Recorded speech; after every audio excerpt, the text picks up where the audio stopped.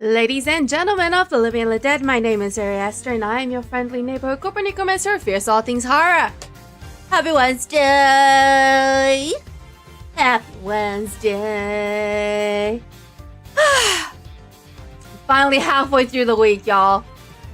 Halfway through the week. I'm so excited for it to be the end of the week.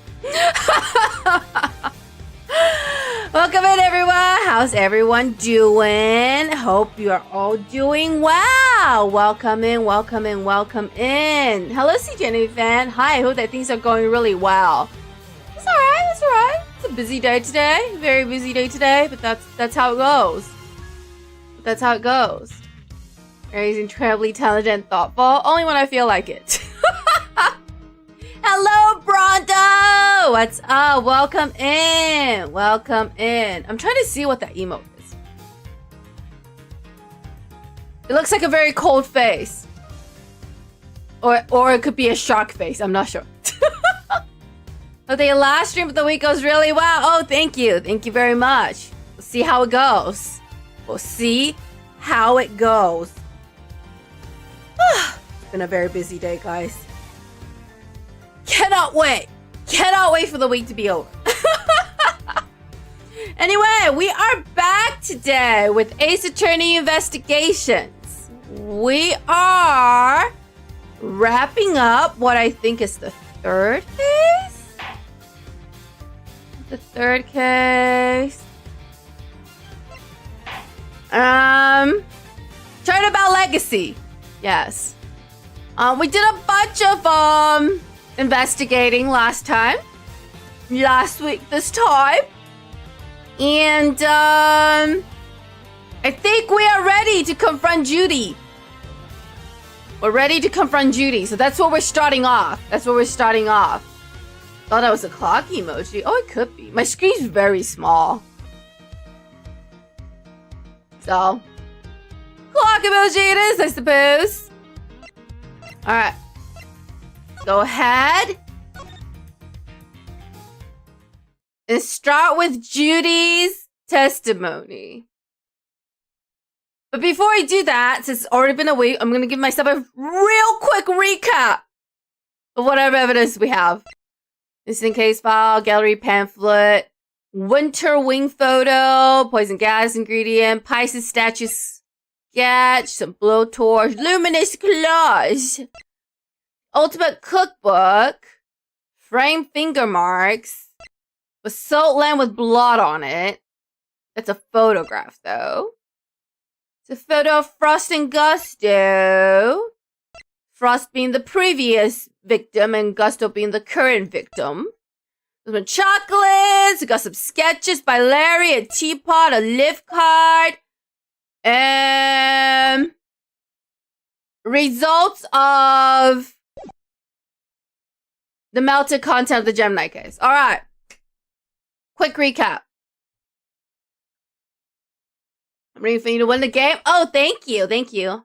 Hello, Vejo. How's it going? How are your exams? Hope things are going well. All right. Here we go. Here we go.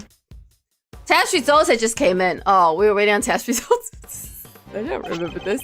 Oh, traces of ubiquitous were found in the teapot. Oh, yeah, that's right. We thought they were ubiquitous in the teapot. They were. Why? Yes, Eustace. I'm very good at my job. Gosh, I forgot this happened. Just like Mr. Edgeworth said. Thank you, Kay. Unnecessary stab to Eustace's ego, but much appreciated regardless. Curse you? Better not think this means you beat me. I don't need to think, Eustace. I know I beat you. This is not a thought. This is a fact. You really need to drop this obsession with coming in first, Mr. Winner. Facts. Yeah, you tell him, Edgeworth. Decent next one on Sunday. Good luck. Good luck. I'm sure you will do wonderful. All on the same side here. Remember, we're all trying to get to the truth. Eustace doesn't care about the truth. He only cares about winning. First is best. Everybody knows it's better to be a winner than a loser. Oh. This is why I think you're the wrong profession. Eustace, my child, you really should consider politics. There's really no way for a prosecutor to think not a successful one anyway. But what? Anyway, Gavel's coming in. Please refrain from taunting the boy. We're not taunting him, Gavel. We're educating him. I'm not worthy of his attention. Why don't I take care of things for him for now? In the meantime, you can perform the far more important task of going and checking on the victim. Damn, he's so easy. Gavel has him wrapped around her little fingers. Mr. Winner's annoying but totally harmless. Judge Gavel, on the other hand. Alright. Cult lady is here.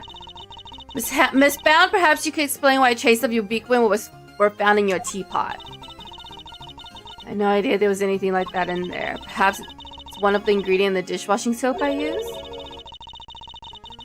So you're telling the court that you did not intentionally put ubiquium in the teapot. I really do not like this word ubiquium. It's so hard to say. Hello, Not Creative. How's it going? How was your day? Hope things are going well. I'm trying to figure out if Judy's guilty or not. Till today, I had no idea that it could even be used to make poison gas. Edgeworth does not agree. Damn, he's coming hot. You're a trained actress, are you not, Miss Bound? I'd have thought you would be a more convincing liar. What do I mean? Ma'am, you're sweating a lot. You have access to the ultimate cookbook, correct? A book that just happens to contain instructions on how to create the poison gas used in the attack. Meaning it's perfectly possible for you to know exactly how to make it. Oh, she took some damage. I'm very well informed. Oh, thank you, Judy. This bound is what Mr. Edgeworth said true. The book does contain information on how to make the poison gas, yes. But the fact that I have seen it doesn't make me guilty. Can I ask exactly how the gas was triggered? The victim used a blowtorch to heat the lid of one of the display cases, thereby melting the ubiquium. He's laughing. He locked himself in the room too, didn't he? Surely then the fact that he tricked himself wouldn't it point to it being a suicide attempt? Oh damn! Not willing to admit anything. Nah, that would be too easy, Edgeworth. That would be too easy. This is a challenge! Furthermore, where would I have gotten hold of the Infesticide Ultra? Oh, I don't know. Perhaps you stole it! Wow. Edgeworth is not holding his punches today. Oh, I gotta do a British accent for Scone. Gotta do my really bad British accent for her. You know, I did bump into Moody Judy a week or so ago. And that very evening, I noticed my Infesticide Ultra had gone missing. Judy, surely you didn't. Alicia, you carry your bag of pharmaceuticals with you everywhere, don't you? There would have been any number of opportunities for someone other than myself to steal it from you. That's true, and I don't have any hard evidence that it definitely was Miss Bound who stole it. Yeah, there's something you're not telling us! Fender's right! Come clean! We all know you never hurt somebody for no reason, so... Think I'm guilty as well, Mr. Fender? Just giving you a chance! Can you blame me? We've got one wing disguised as another, a gas trap in one of the display cases, and you're the proprietor of the establishment. It's looking a lot like you did it, kiddo. Got this all wrong. You have to remember the gallery doesn't have any security cameras, nor any security personnel. Why not? Why not? If some ill-intentioned person or others wanted to get in undetected, I don't think they'd have much of a problem. Yeah, you're practically asking to be burglarized! Okay, it's okay to think it, don't say it out loud. Need to be more careful. A great thief could have a field day in here. And I don't think she's joking! No, she's not. Okay, he's very serious. Actually, it seems that Mr. Gusto did in fact enter the gallery before it opened. Judy's one tough cookie. She's not budging an inch. Maybe it's time to rock a little technique Gregory taught me back in the day. And what technique might that be? So hear me out. Everything's connected to what happened 18 years back, yeah? And since we're not getting anywhere by focusing only on the here and now, maybe we ought to approach this from a different angle and look to the past for clues instead. Turn about to thinking, so my father used this method as well. Alright, it's almost like you know the title of the game or something. Alright, let's run this through the old Thinkatron. How was Jews involved in what happened back then? According to Miss Bound, it was because of her that Mr. Frost's flavor ice sculptures melted. And yet his sculptures are here on display at this very gallery today. Is it possible that she... What? Had it melt on purpose? Or she's the actual sculptor? Question mark? Thank you, Fender. I think I know what I need to ask Miss Bound now. Edgeworth, can you share with the class? Can you share with the class? No? Alright, we're gonna continue talking in riddles while Fender grabs some popcorn. I want popcorn. Miss Bound, you say that you're the one who caused Mr. Frost's creation to melt 18 years ago, correct? I'm afraid so. I was young and foolish, and it was a terrible accident. And yet, what you did allowed you to open this exhibit, no? You mean? Yeah, what do you mean, Edgeworth? I'm also lost. You're going to ask such questions, perhaps a formal testimony from Miss Bound might be best. Perhaps it might. I'd like to know a little more about Zodiac Hall. And about why Miss Bound decided to dedicate this space to Mr. Frost's works. Alright, Gaval is allowing the testimony. Miss Bound, would you mind? Not at all. I'll do whatever it takes to prove them innocent.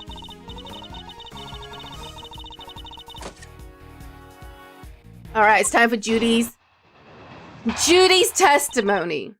Zodiac Hall. It took 18 years, but at long last I was finally able to buy Samson's home back a little while ago. But a place like this is expensive to maintain, so I decided to turn it into an art gallery. With no security? Ma'am! To that end, I collected as many Paul Halik pieces as I could from around the world. Because if I'm honest, it's always been something of a dream of mine to open a space dedicated to his work. Why him in particular, though? Thank you for your testimony. Alright. Everything seems entirely above board. Judge Gaval, that was simply the witness's preliminary statement. As you surely know, the value of the testimony cannot be evaluated without due cross-examination. I like how Gaval and Ezra just treating everything like a courtroom wherever they go, and like the bystanders are just like, what the hell's wrong with them? Alright, here we go. Let me do what you must. Alright, it's time for our rebuttal. I don't know what we're rebutting, so I'm going to just press the statements and see what clues Ezra gives me. Hold it! 18 years, you must have gone through a lot to buy it back, Miss Bound. This home, this place. Oh, she's singing. Such memories abound, I couldn't stand to lose what I had found. Oh, she even rhymes. I like how she's just like dancing and singing. Samson, I did what I had to do to see that home was waiting here for you. How did she make it look so easy? I have no idea, Kay. I didn't even know she was singing until she started singing.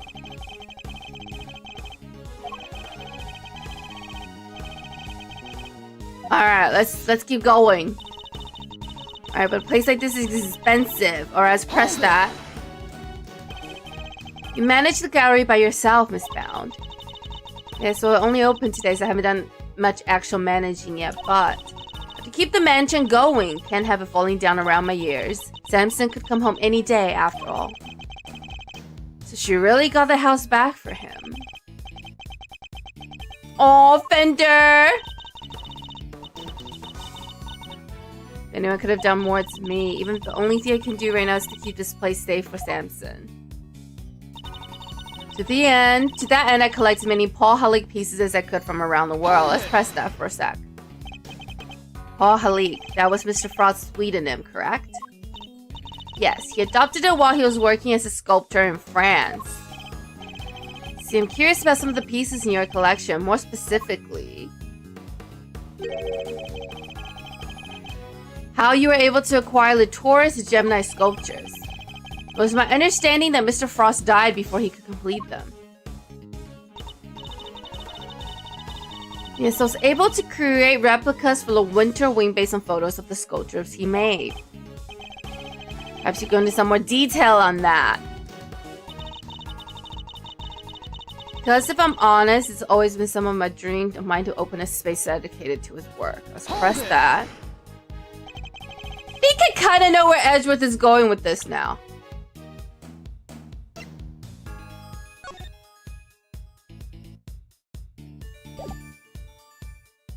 Maybe. Alright, so here are the sculptures from 18 years ago.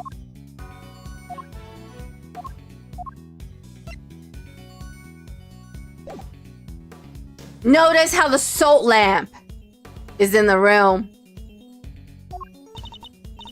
Alright, what I really wanted was to open a gallery with Samson, of course. Oh, she's singing again. Gallery of dance, a gallery of song, a gallery of gaiety and candy all day long. I think I was supposed to sing that. That was the idea anyway. Alright. Part of your dream may go permanent unfulfilled. Samson is innocent.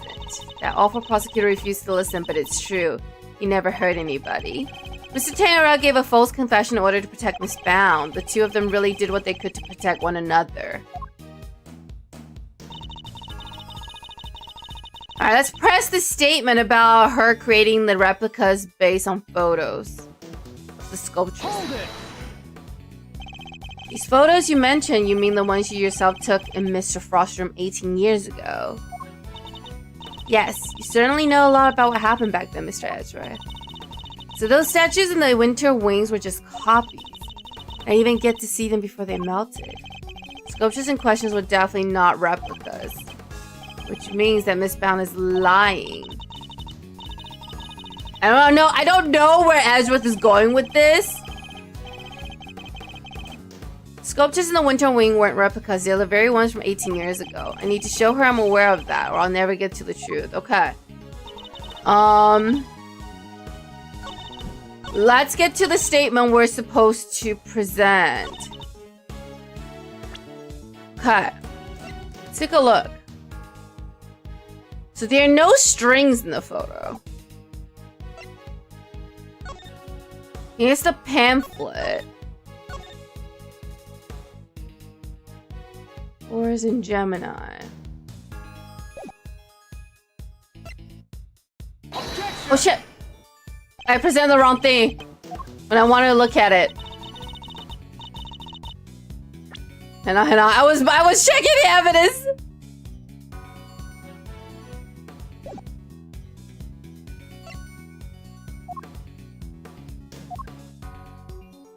I was checking the evidence. I wasn't paying attention.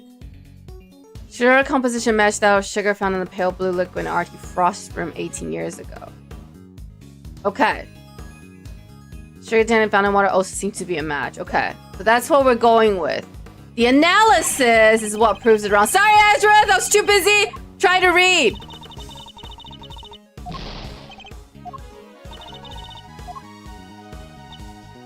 Okay. So... because the composition is the same. Objection! They are the same as the one from 18 years ago. 18 years ago. I'm afraid you've run out of roads, Miss Bound. You can lie, but you can't deny the results of the test conducted on the sculpture's remains. And those tests leave no room for ambiguity. What you had on display weren't replicas, they were the very statues Mr. Frost carved 18 years ago. Oh! Scone is speaking. Oh, I could probably help explain how they worked it out if you like, dear. It's the sugar, you see. You might think sugar is sugar, but the composition is actually very unique. You could probably recreate the statues, but the sweet secret of the chemical makeup? No chance. Thank you, Miss Go! Oh no, she's sweating. To put it simply, the statues didn't disappear back then because they'd melted. They disappeared because you spirited them away and kept them hidden for these 18-long years. Alright. Kept a pair of flavored ice sculptures around somewhere for all the time. It's not the most out there idea in the world, assuming you had a big enough icebox. Alright, Gavel? Gavel wants to know if Judy has anything to say in her defense. So you've already learned that much. Yes! Yes! Power of science! Should I take that you mean to admit to having hidden the flavored ice sculptures in question? No, I admit to no such thing. You haven't proven that I was the one who took those statues away. And you won't, because it would have been impossible for me to do so in the first place. The police were already here when they disappeared. How could I have done it without them noticing? How indeed. I don't yet know exactly how you did it, but I'm far from ready to say that it was impossible for you to have stolen them away. Oh yeah, Edgeworth is very persistent. You're right about that, Judy! I won't stop until I get to the truth. I see. Then I better tell you exactly what I did that day, 18 years ago. Alright, we're getting another testimony from Judy. The whole time before judging began, I was waiting upstairs in our living areas on standby. During the judging, I had to go change the camera's film cartridge for Samson. Before I could take the camera back to Samson, I discovered Mr. Frost's body. Later, around when your father arrived, I began to make the rounds and serve tea to everybody present. That was when I saw Mr. Gusto entering Mr. Frost's room. Those were my movements on the day it all happened. Alright, let's see. This is the case overview. Victim was found inside one of his creations. Alright. Not much on the report from 18 years ago, 18 years or so ago. But. Used by Frost to transport ice 18 years ago. The lift cart. But let's press and see what clue Edgeworth may present me with. Probably see how you could take issue with any of that. That's for us to decide, Miss Bound. You saying there's a contradiction in her story? I don't know. Maybe, Kay, maybe. I'm more focused on proving the fact that she did indeed seal those statues. The question is when she would have had the opportunity to do so. If I can pinpoint that, I might be able to prove what exactly she got up to. Alright, let's stop pressing. All the time before judging began, I was waiting upstairs in our living area on standby. Let's press that. What were you doing while you were waiting? I was in my room practicing some dance routine. I was on a TV show called Bacon Bob with Samson. What kind of show was that? It was a children's show. The two of them would sing and dance as they made a variety of sweets. That sounds awesome! It does sound awesome. Used to watch it? My father introduced me to it. I may have watched an episode or two. So Miss Bound passed the time before the judging began by practicing her dance routine. This is the moment when Miss Bound stole the sculptures. I'm not sure. It happened the moment she did it. Better listen carefully to what she says. Alright, let's see what else she has to say. Alright, during the judging, I had to go change the camera's film cartridge for Samson. Let's press that. Were you the only one who was able to move around freely during the judging? Well, I wouldn't say freely exactly, but I was able to move around more easily than the contestants, yes. Even so, could hardly have spirited the sculptures away while Samson was standing right there, could I? And I ran straight off to change the film as soon as he asked me. I wouldn't have had time. Changing the film to camera is requested by Mr. Tangaroa. No, because Samson was able to judge the ice statues. This wasn't when it was stolen. Alright. Surprised her about Mr. Frost's body.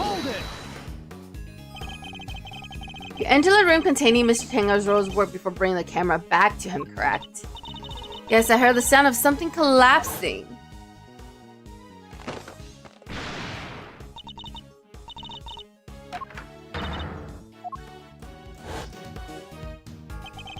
Sound of the chocolate chip falling over after as soon as someone took a bite out of it one of the supports. And Mr. Tangaroa was still in Mr. Gusto's room when you found the body. Yes, I'm fairly sure that was the case. He was judging each room in order and he liked to take his time. So the point at which she discovered Mr. Frost's body was the moment when Miss Bound stole the sculpture. No. Because I remember Samson saying he was able to judge the ice sculptures. Later, around when your father arrived, I began to make rounds and serve tea to everyone present. Hold it! Just as you did today. Yes, I went around and offered everybody working on the investigation a cup of tea. Present company included, I remember it well. You were here, there, upstairs, downstairs, everywhere with that little cart of yours. Interesting, and did anything strike you as strange around that time? Gregory was singing the praise of Judy's tea. I think he mentioned his saucer was cold.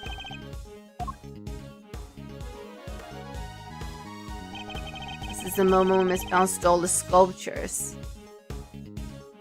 YOLO! This was the moment! Miss Bound, I believe this was when you stole the sculptures. I hate to contradict you, but the fountain room was full of witnesses at that point, Mr. Fender included. Are you suggesting that I somehow got the sculptures out of Mr. Frost's room right under everyone's nose? That is precisely what I'm suggesting! Oh, Miss Bound stole the sculptures using the tea cart, is what he's proposing. Damn. Condescending shoulder shrug. My father and Fender had no idea that one of the sculptures was mere inches away from them. Because it wasn't just a tea set you were pushing around, Miss Bound, but a hidden ice sculpture in a glass case. Surely such a thing would have been possible? How would a case that size fit on a serving cart? Would have been spotted immediately. Yeah, objection. Who said anything about a serving cart? No, you don't follow Gavel! What happened to all that imagination you had on the last case? Any suggestions she used instead? I'm suggesting that Miss Bound used this to transport the sculpture. Where is the cart? The lift cart.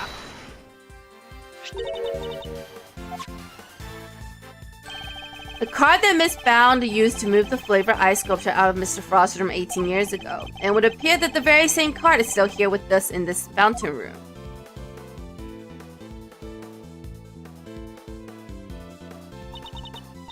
We originally bought it for use in the contest? And you're saying that Miss Bound loaded Mr. Frost's sculpture onto the car and carried them off. I am. As you can imagine, all one would need to do is lay a case on its side, add a tablecloth, and it will look just like a normal serving cart, thus allowing her to move the sculptures around freely. Hello, souls! How's the case going? We're going! We're about to figure out how Judy committed the crime. Dinner was spaghetti and garlic toast. Yum! I love spaghetti and garlic toast. Yummy, yummy, yummy! Sounds delicious. Can it be? Holy moly, of course, that's why the saucers were so chilly. They're sitting on top of a big block of ice. Oh, Judy's speechless and sweating. Nice, yeah, let's see. I feel like Judy's the culprit this time, but I don't know if she's also the culprit from 18 years ago. We're about to find out. Jews, how could you? Impressive. Then again, you are Mr. Gregory Ezra's son. I should have expected no less. There isn't a scrap of evidence that I stole a sculpture all those years ago now. And yet, I knew that no matter what I said or did, I'd always be under a cloud of suspicion. So you admitting it? That you stole them from Mr. Frost's room? Yes, I do. I took those sculptures in their glass cases out of the room 18 years ago. As Mr. Edgeworth correctly deduced, I dressed up the lift car as a serving car to do it, and slipped in and out of Mr. Frost's room while I was going around serving tea to everybody. In the end, I removed not only the sculptures, but the flavored ice Zodiac blocks as well. Zodiac blocks? I feel like I've seen them for myself before. We have? We have? Edgeworth, when? Oh, those thingies! There's a huge block of ice on display here. Must be incredibly heavy, though maybe not, what with it being hollow on the inside. Those are the Zodiac blocks? The Winter Wing really is an exact replica of Mr. Frost's room from 18 years ago. And even though my father never saw them because they had already melted, the Zodiac block must have been in the victim's room back then as well. When I finished moving the 2 ice sculptures and the 2 Zodiac blocks out, I took 2 fresh empty cases to Mr. Frost's room and put them where the original 2 had been. Only the sculptures had been kept in glass cases, you see, to prevent them from being damaged. The blocks were a little more robust, so they had been displayed as is. As stated in the contest rules, we were responsible for providing all display materials, including cases. Meaning it would be easy for her to prepare those empty spares she swapped in. Mr. Frost's room contained quite a few other flavored iceworks in progress. I figured if I melted them down somehow, the resultant puddle would look like it came from the sculptures.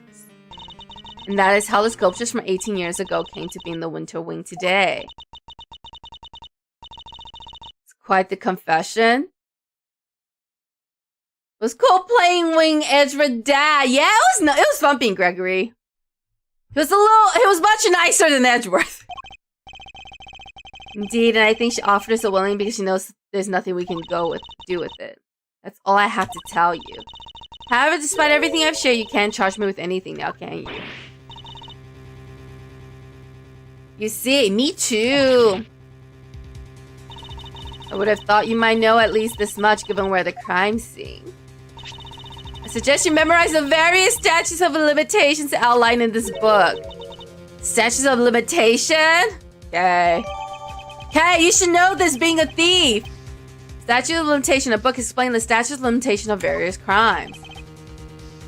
Simply put, Kay, prosecutors only have a certain amount of time within which they can put a suspect on trial for a given crime. Let's take a closer look, shall we? Theft. 7 years from the date of the crime. Oh, we skipped over it real quick. For every crime, murder, 15 years. Theft, 7 years. Yes, Miss Bounce stole the ice sculptures 18 years ago. I still can't believe there's a statute of limitation of only 15 years for murder. That's crazy! There should be no statute of limitation for murder. So it's too late to have her arrested for that crime.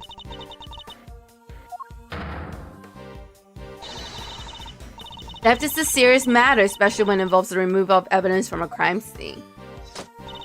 However, as you yourself just pointed out, Miss Bound can no longer be prosecuted for her crime. Rendering your revelation rather pointless, wouldn't you say, Mr. Edgeworth? Nah, Edgeworth disagrees. I wouldn't be so sure about that. But you see, the theft of the ice sculptures isn't my principal interest here. I find the body that reappeared 18 years after the theft to be of considerably more interest. You just suggesting that also hit Mr. Frost's body? I am indeed! How do you keep a body hidden for 18 years without anybody finding it? By hiding it in a very unusual way. This is interesting. Are you telling me that you know where the body has been for all this time, Mr. Edgeworth? It's not such a big leap if you think about what Miss Bound has told us already. Let's just say it wasn't just flavored ice that she removed from Mr. Frost's room back then. You're confident in this claim, let's put it to the test. Tell me, Mr. Edgeworth, where exactly was Mr. Frost's body hidden?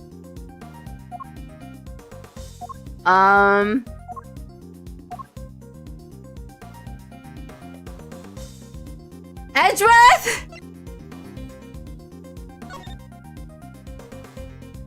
Edgeworth, you must know something that I don't know.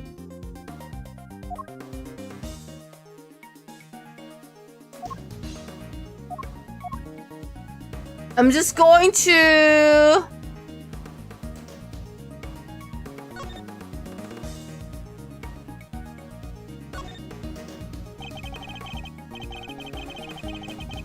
Okay. Luminous cloth.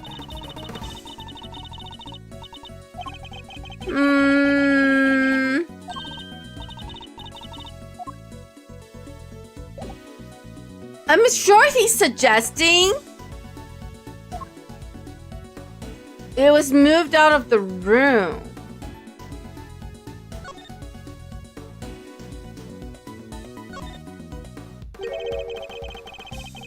Do you think this was disguised as serving car used to transport the body?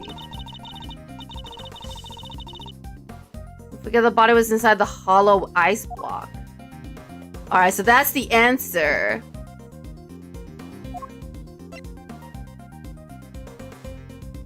Hollow ice block?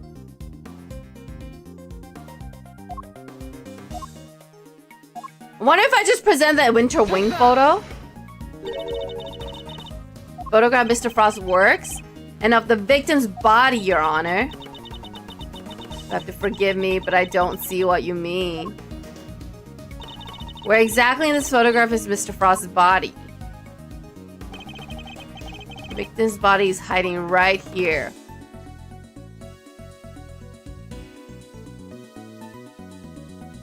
Ezra!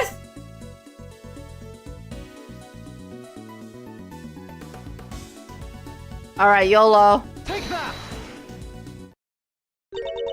A Gemini sculpture. Oh, is that what we're going with? It may look like a sculpture at first glance, but it is in fact Mr. Frost's corpse. Surely you can't be serious? I don't see anything in the photograph to support such a wild claim. That's because a certain piece of evidence was used to hide the body in plain sight. Oh, we're going with the luminous cloth! Okay. Take that! One of the cloths from in the autumn wing. When it's made to glow in just the right way, it's so visually convincing you might mistake it for ice. Isn't that right, Miss Scone? Well, yes, dear, but you can make it look just like about anything, really, even blazing fire. And the right shade of blue make it look like ice. Yes, exactly like it, in fact. It's not the case that a certain piece of special device is needed to generate these colors, though? You would care to take another look at the photograph of the winter wing, Your Honor. You'll notice there's a small box connected to the bottom of the Gemini display case. Yes. One of the very light-emitting devices in question, Detective Gunship even confirmed its presence. In fact, this particular device went missing 18 years ago. Back then, it was no doubt firmly connected to the cloth inside the display case, which means Miss Bound had no choice but to take it with her when she removed the sculpture. Damn.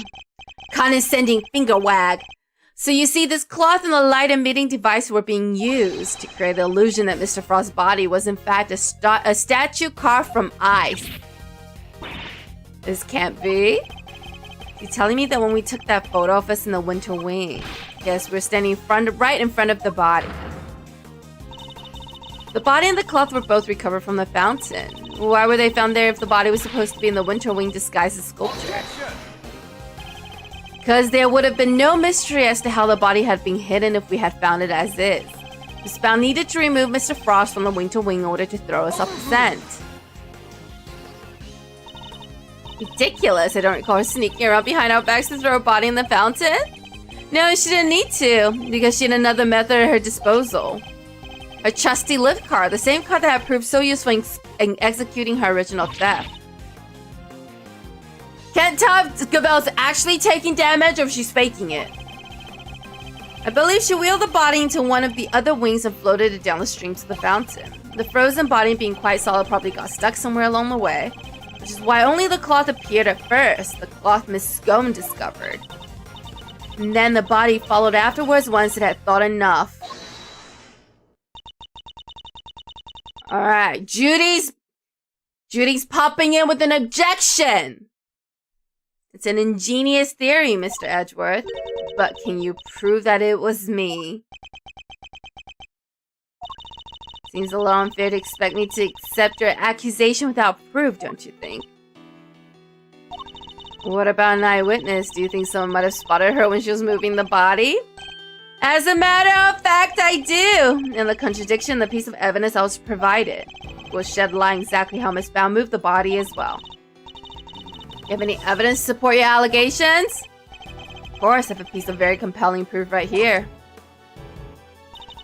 Time to bring out Larry's arch! What evidence do you have that proves Miss Bound acted as you claimed?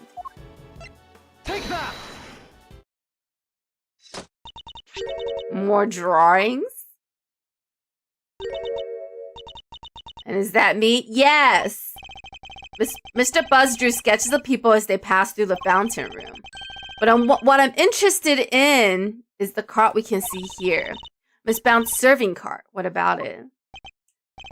You don't see it? She's using the same trick she used 18 years ago. Ergo, we know that Miss Bound was busy moving Mr. Frost's body when this picture was being drawn. Yes! Yes, Gabelle! Alright. If I may... What is it, Judy? I don't see Mr. Frost's body anywhere in that sketch. All I see is a picture of me delivering chocolates to everyone. Really? Then allow me to direct your attention to the color of the tablecloth, Miss Bound. I'd originally thought that Mr. Buzz had made an error, but he's assured me that couldn't possibly be the case. This tablecloth appears to be light blue, and I wonder why! There's a shade of tablecloth that Miss Bound doesn't seem to own. The cloth only appears to be light blue due to the body hiding just underneath. shape of the car is perfectly rectangular, just as one would expect. Surely it would be immediately obvious if the tablecloths were being draped directly over the body. Not if the body had been placed inside one of the hollow zodiac blocks in the winter wing. Place one of those in the lift cart and it easily passed muster as a regular serving car, wouldn't you agree? Thank you for the sub! Appreciate it, appreciate it. Goddess of Justice. Hello, Soul. Nice. Yes. We're going. Surely now you must admit that it was you who moved the body just as you did 18 years ago. I can't tell if we're close to breaking her or if this is just the beginning. Didn't expect you to do so that from a single simple sketch. Misbound. But that sketch alone isn't really enough to prove your theory, is it? You needn't worry on that front. My case doesn't rest solely on Mr. Butt's artwork. She's sweating again. Once you had disposed of the body, your serving cart became a simple lift cart once more, which is exactly what we discovered here in the fountain room. Without a serving cart, you had to find some place to put your chocolates. One of those standing at the one you were handing out. Exactly! As we saw in the sketch, you had originally placed them on top of the cart. But the chocolates you gave us came from your pocket. Mine was half melted. It was still super sweet and tasty though. But you suddenly feel the need to put the chocolates in your pocket, Miss Bound. She's stuttering. One more punch? Alright, let's keep going. It's because you no longer had a serving cart to put them on, that's why. One moment, please! What is it, Gavel? You have explained what Miss Bound did with the chocolates in the lift cart. But what about the tablecloth? Where did it go? Stashing the chocolates in her pocket was the only solution she could think of. I doubt Miss Bound had the time to dispose of an entire tablecloth. Do you have an answer for me? Miss Bound didn't hide or dispose of the tablecloth, Your Honor. In fact, it's right here in front of us. It is? Share with the class, Edgeworth! Can you please share with the class? Perhaps you would care to enlighten us? I would also like to know. Where exactly is the tablecloth Miss Bound used to hide the body?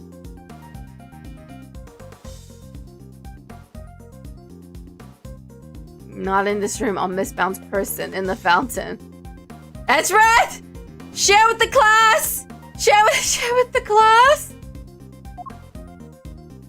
Share with the class? Is it on her? I don't think so. Okay, I don't think it's on her. But I don't think it's in the fountain, not in this room. Oh. To be more specific? No, okay, that's not the right answer. Alright, let me think. Maybe it is on her. Because I don't think it's the fountain since they already dredged the fountain. Rationally eliminating my choices one by one should leave me with the only possible location. Thinking back to the first time I ever met Jude's. Remembering her wrapping a tablecloth around her waist before going down to work. That might prove to be a vital clue. What? What's the color of her apron? I guess it's on her person? Yay! Miss Bound has a tablecloth on her person and in plain view, in fact. But it's white, isn't it? Surely you don't mean... Miss Bound? It's the cloth around your waist, isn't it? But it's white! Given that the zodiac blocks weren't kept in glass cases, that cloth would have been in direct contact with the ice. All we would need to do to confirm my theory is test the cloth for traces of sugar used in Mr. Frost's work. Yeah, it's on her person! I was not expecting that! But I guess the game also knew that and had Fender give us a big fat clue. Alright, Miss Bound. You won't need to test the tablecloth. Everything you said is true. I stole Delicious Infesticide Ultra and I moved Mr. Frost's body. It was me. It was all me. Oh, it looks blue here. I see. Delicia, I'm sorry. Last week I went into your bag and I took it. And then I put it in his pocket, hoping to make it look like he had tried to do himself in. I also made sure to leave no fingerprints but yours just in case the police suspected foul play. Judy, you... Oh, gosh. Judes, why? Weren't we supposed to be on the same side? All fighting together to free Samson? We were, but I couldn't afford to get arrested. Not yet. Not until I've finally proven that Samson is innocent. I always planned to give myself up in the end, I swear. I know it's easy to say that now, but... I do it this way, though. It's not like... I'm sorry, Mr. Fender. I've caused you so much trouble. I've been the guilty party all along, ever since that day 18 years ago. You trying to tell us that the true culprit in the IS-7 incident was you? I committed a terrible crime. I took those sculptures and I stole them for purely selfish reasons. What's the name of my cat? I don't know. It won't tell me. I don't even know if it's a boy or girl. They just come to hang out when they feel like it. Maybe one day it'll tell me, but for now I let it do as it please. The cat is the cat.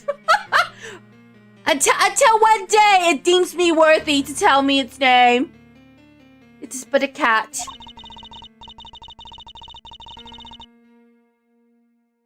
The moment Mr. Frost died, they became more than mere entries in a confectionery contest. Oh, I have a bot. Bot! I'm busy here. It became the final works of Samson's favorite artist. I couldn't allow them to just melt away. Not just before he came home. And that meant I couldn't let anybody near them, not even the police. So I hid them. I knew it was wrong, but I just had to. I put them in the cold storage room for safekeeping. But what I had actually done was far worse than anything I could have possibly imagined. Because who would have thought that Mr. Frost's body itself was posing as one of the sculptures? Oh. So she didn't know about the body when she stole the sculpture, so she couldn't have killed them. So, was I right in assuming Gusto was the murderer? Or was it Delicia? I'll name it Tomacha. You can name it whatever you want. I can't guarantee the cat will respond to the name, though.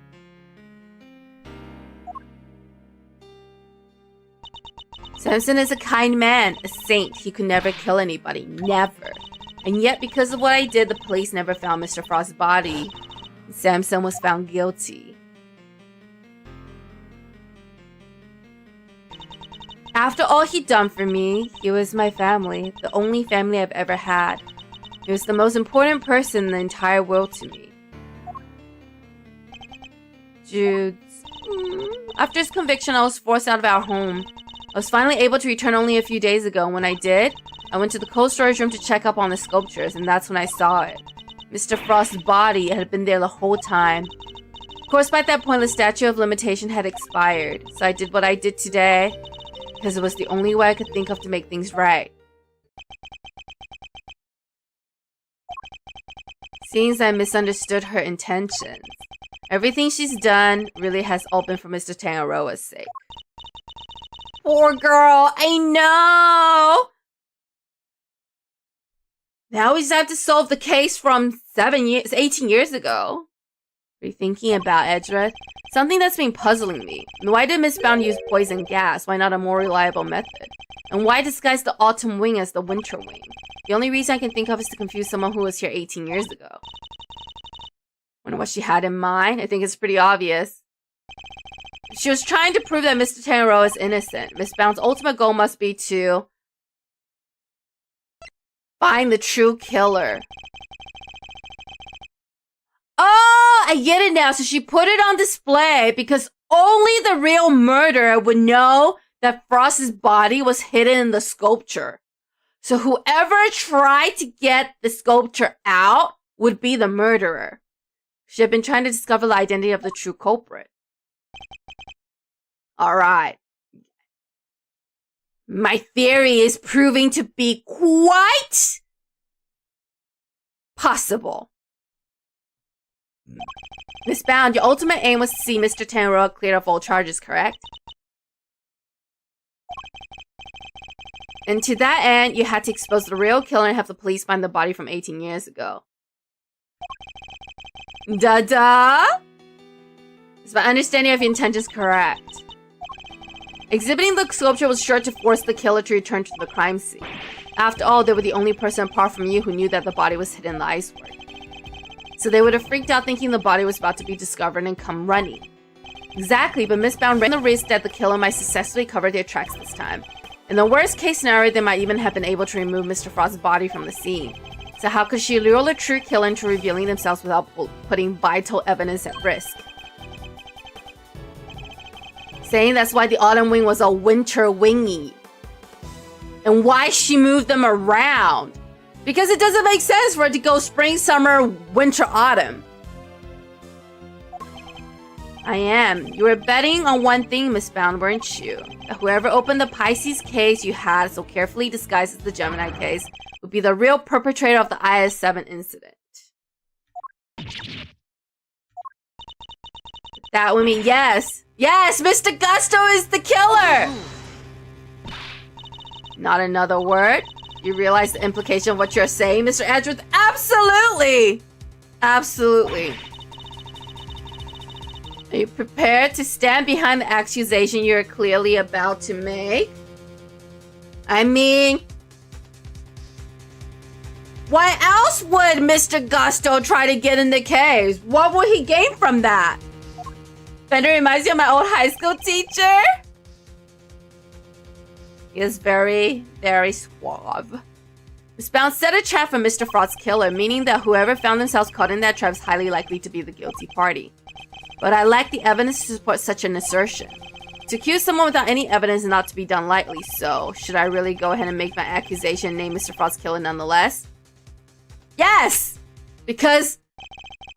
YOLO! My ultimate goal is to see the truth exposed. And to do that, I need to seize the moment. Wow. Yes, Judge Gaval, I'm prepared to stand behind my accusation. I know exactly who is to blame for the IS-7 incident. Take that! Mr. Gusto, the victim of the poison gas attacks the perpetrator behind the IS-7 incident. Gaval, have you not been paying attention? Gosh! Why else would he try to get into the case? He taught art? Nice. Did he also wear a hat? A fedora? Oh, Mr. Gusto. Miss Bound, as we have established, you knew that the opening of the gallery would lure in the real culprit. And you set up the poison gas trap in order to catch them. Do you dispute the facts thus far? You're a very impressive man, Mr. Edgeworth, just like your father. And of course, you're absolutely right. And perhaps you could tell us exactly what happened in your own words. Of course, I have nothing to hide anymore. So I might as well tell you everything. As you said, I set a trap here in the gallery to try and catch Mr. Frost's killer. Before we opened, I made sure that the door to the autumn wing was the only one that was unlocked. When opening time came, I went around to unlock the doors of the various rooms, and found that the autumn wing had been locked from the inside. The killer is on the other side of the door. The thought? Well, it frightened me. And then she simply walked away, leaving him to fall victim to her poison gas trap. When I heard that Mr. Gusto was being treated for gas inhalation, that's when I knew he was the murderer. All that was left for the police to find was Mr. Frost's body, and then Samson would finally be proven innocent. At least that was my plan. Why didn't you tell me? You know I always here for you, right? She didn't want you to be an accomplice! Not a hat, but he had the same hair as Fender. Oh, fluffy candy cotton hair? Could have found another way. It didn't have to be like this. Thank you, Mr. Fender. You've been so very kind to me all these years. But I'm the one who created this mess, so it was up to me to try and clean it up. I didn't care what it took as long as I could get Samson out of that awful place. 18 years ago, the police managed to cover up the fact that Mr. Frost's body had gone missing. If I went to them now and said it had reappeared, I was afraid they might have tried to cover things up again. So I worked to set up a very public incident here in the gallery in front of as many witnesses as possible. Oh, Bender. A good night's been great. Have a good... I was gonna say good sleep, but that sounds kind of weird. Have a great rest of your night, and I hope you have some good dreams. Nice all. Thanks for shopping. Bye. You, Samson, Gregory, I'll let you all down. Bender, this can't be easy for him. No, I'm the one who should be apologizing. Mr. Edgeworth, Mr. Fender. I hope one day you can forgive me, and whatever punishment I have to face, I'm ready to accept it. But please, if I may ask one thing of you, it's that you simply must clear Samson's name. The way the truth of these past 18 years had come to light was unexpected, to say the least. And yet, it had only set us down a path towards an even more shocking end. Nah, it's fine. Later! See you later. Be continued. Alright. Guess it's not over yet. Let's save the progress here.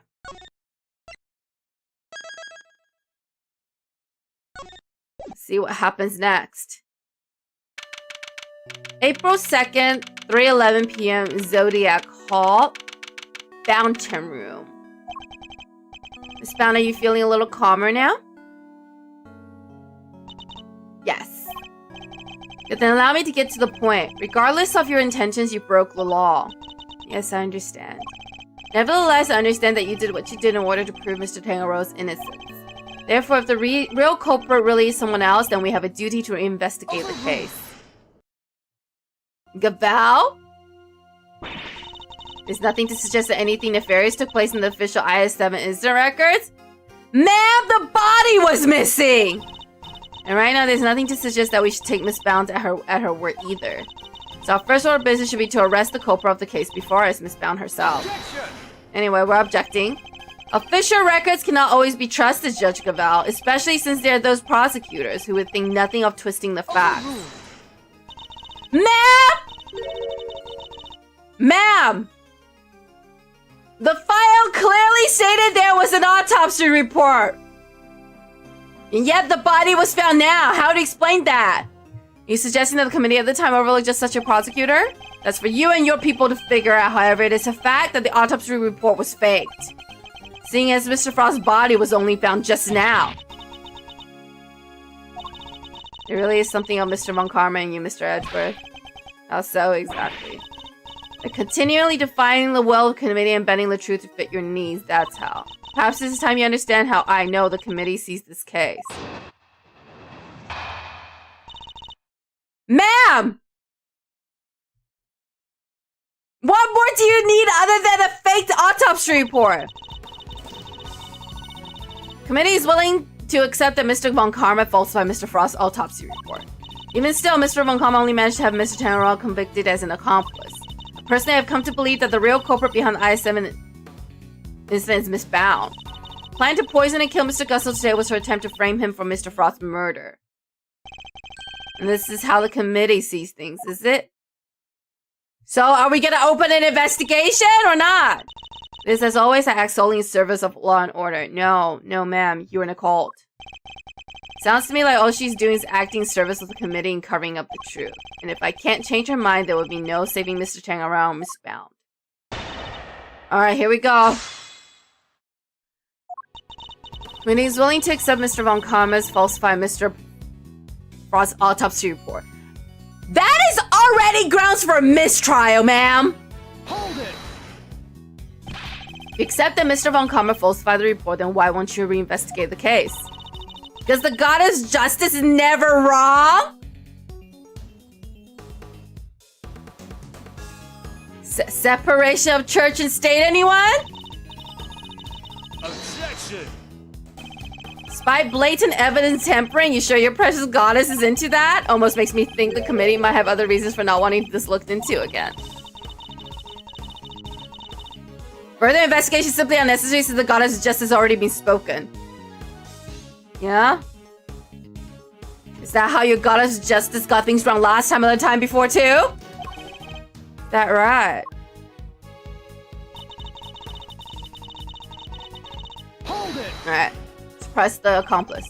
I believe it was a confession that sealed Mr. Tangaroa's fate in the end. A confession secured by Mr. Von Karma, which should surely cast doubt on the final verdict itself. Mr. Tangaroa confessed to the initial investigating officer, one Detective Ian Seidman. An official record stated it was his interrogation that led to the convictions. Therefore, all I can say to you is Goddess of Justice has already spoken. No! Ma'am! She just won't budge at all. Yeah, because she's crazy! These committee guys really that big of a deal? In many ways, they're a prosecutor's worst nightmare. Kinda like how the police are to a great theme, huh? Funny how you don't seem to have a problem working with the police when it suits you, though.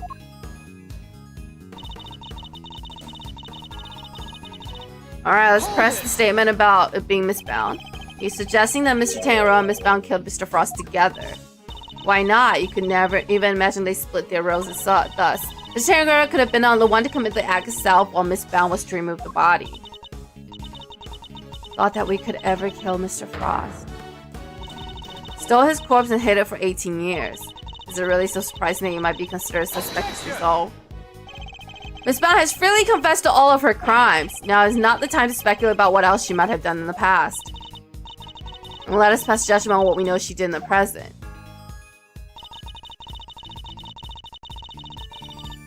Trying to poison and kill Mr. Gusto today was her attempt to frame Mr. Frost's murder. Why would Miss Bound have chosen to frame Mr. Gusto for the murder? No doubt because he suspected of being the real culprit? He may have entered what he thought was the Winter Wing simply to see if the Gemini statue was genuine. Little did he know that he would be greeted by a trap designed to silence him. Objection! Do you have any evidence to support that line of reasoning? Fortunately, Mr. Gusto remains in critical condition. It will be difficult to prove anything until he regains consciousness. In other words, there's little we can do for now. On the contrary, there's plenty we can do.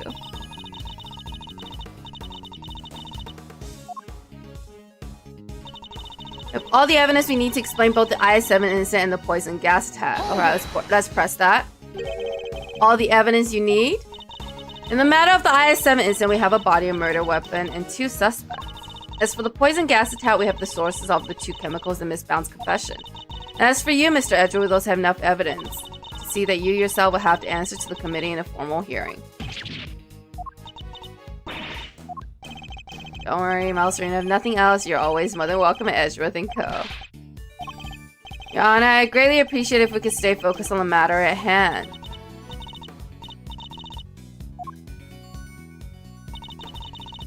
If we determine that there's no need to investigate either case any further. What's that? You really mean to assert that there are no loose ends left to investigate? None at all? All the evidence is being examined at length. There's nothing more to be learned from them. We haven't examined the body! Ma'am, we haven't examined the body! Go find the defendant. We haven't examined the body! It's by default. Only hard evidence can stop it now. Present what you think requires further deliberation, assuming there really is anything left. Isn't over yet, not by a long shot. There's still one thing we don't have an answer to. It's up to me to point it out to Judge Cavell. Okay.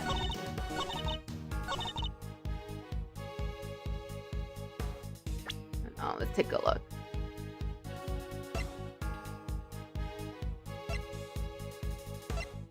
Alright.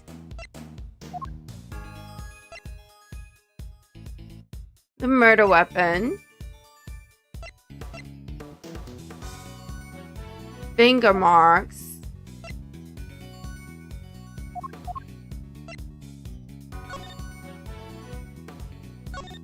Okay.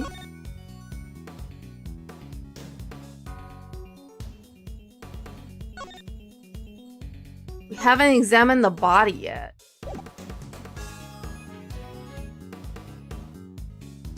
Objection!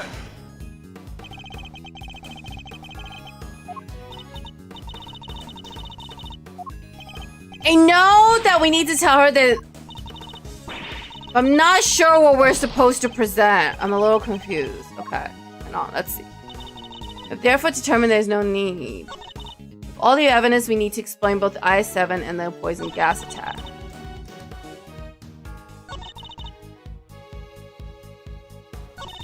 We haven't investigated the body yet.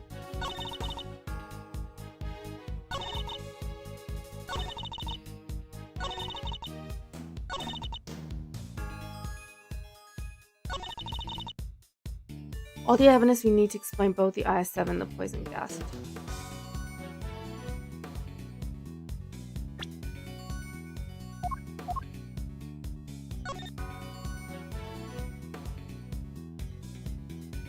Sugar Tang and Panama also seems to be a match.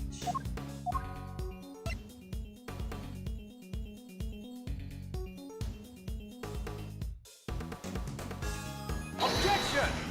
I don't think this is E either. I'm getting really confused by where he's going with this.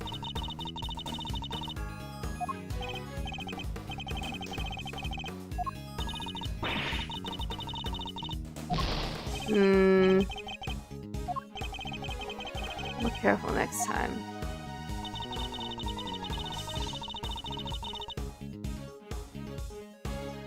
Hold it! All the evidence you need. Body, but we haven't examined the body.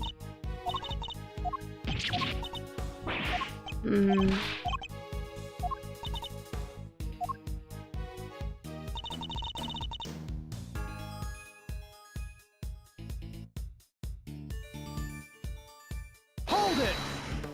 I haven't looked at the cloth either. We haven't looked at the cloth that the body was wrapped in. Objection!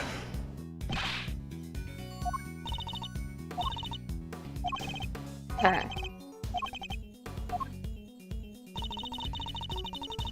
Feel like this isn't going very well. This doesn't matter. Real culprit, okay.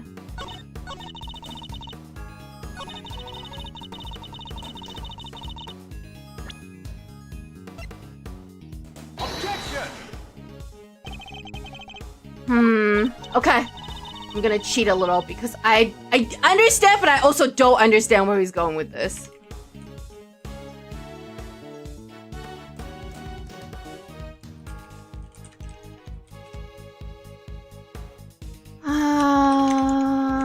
Let's see. Getting very, very confused by where we're supposed to be going with this. See, we are. Hello, Horror. You're a smart. Not really. Not really. Sometimes I don't understand the logic of Ace Attorney. Like, it seems very obvious to them, but I don't get it. I don't really get it. I think we're supposed to either investigate the body or the cloth that was found. But I'm not sure exactly what that entails.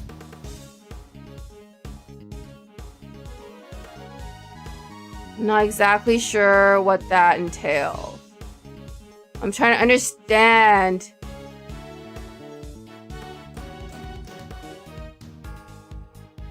Okay.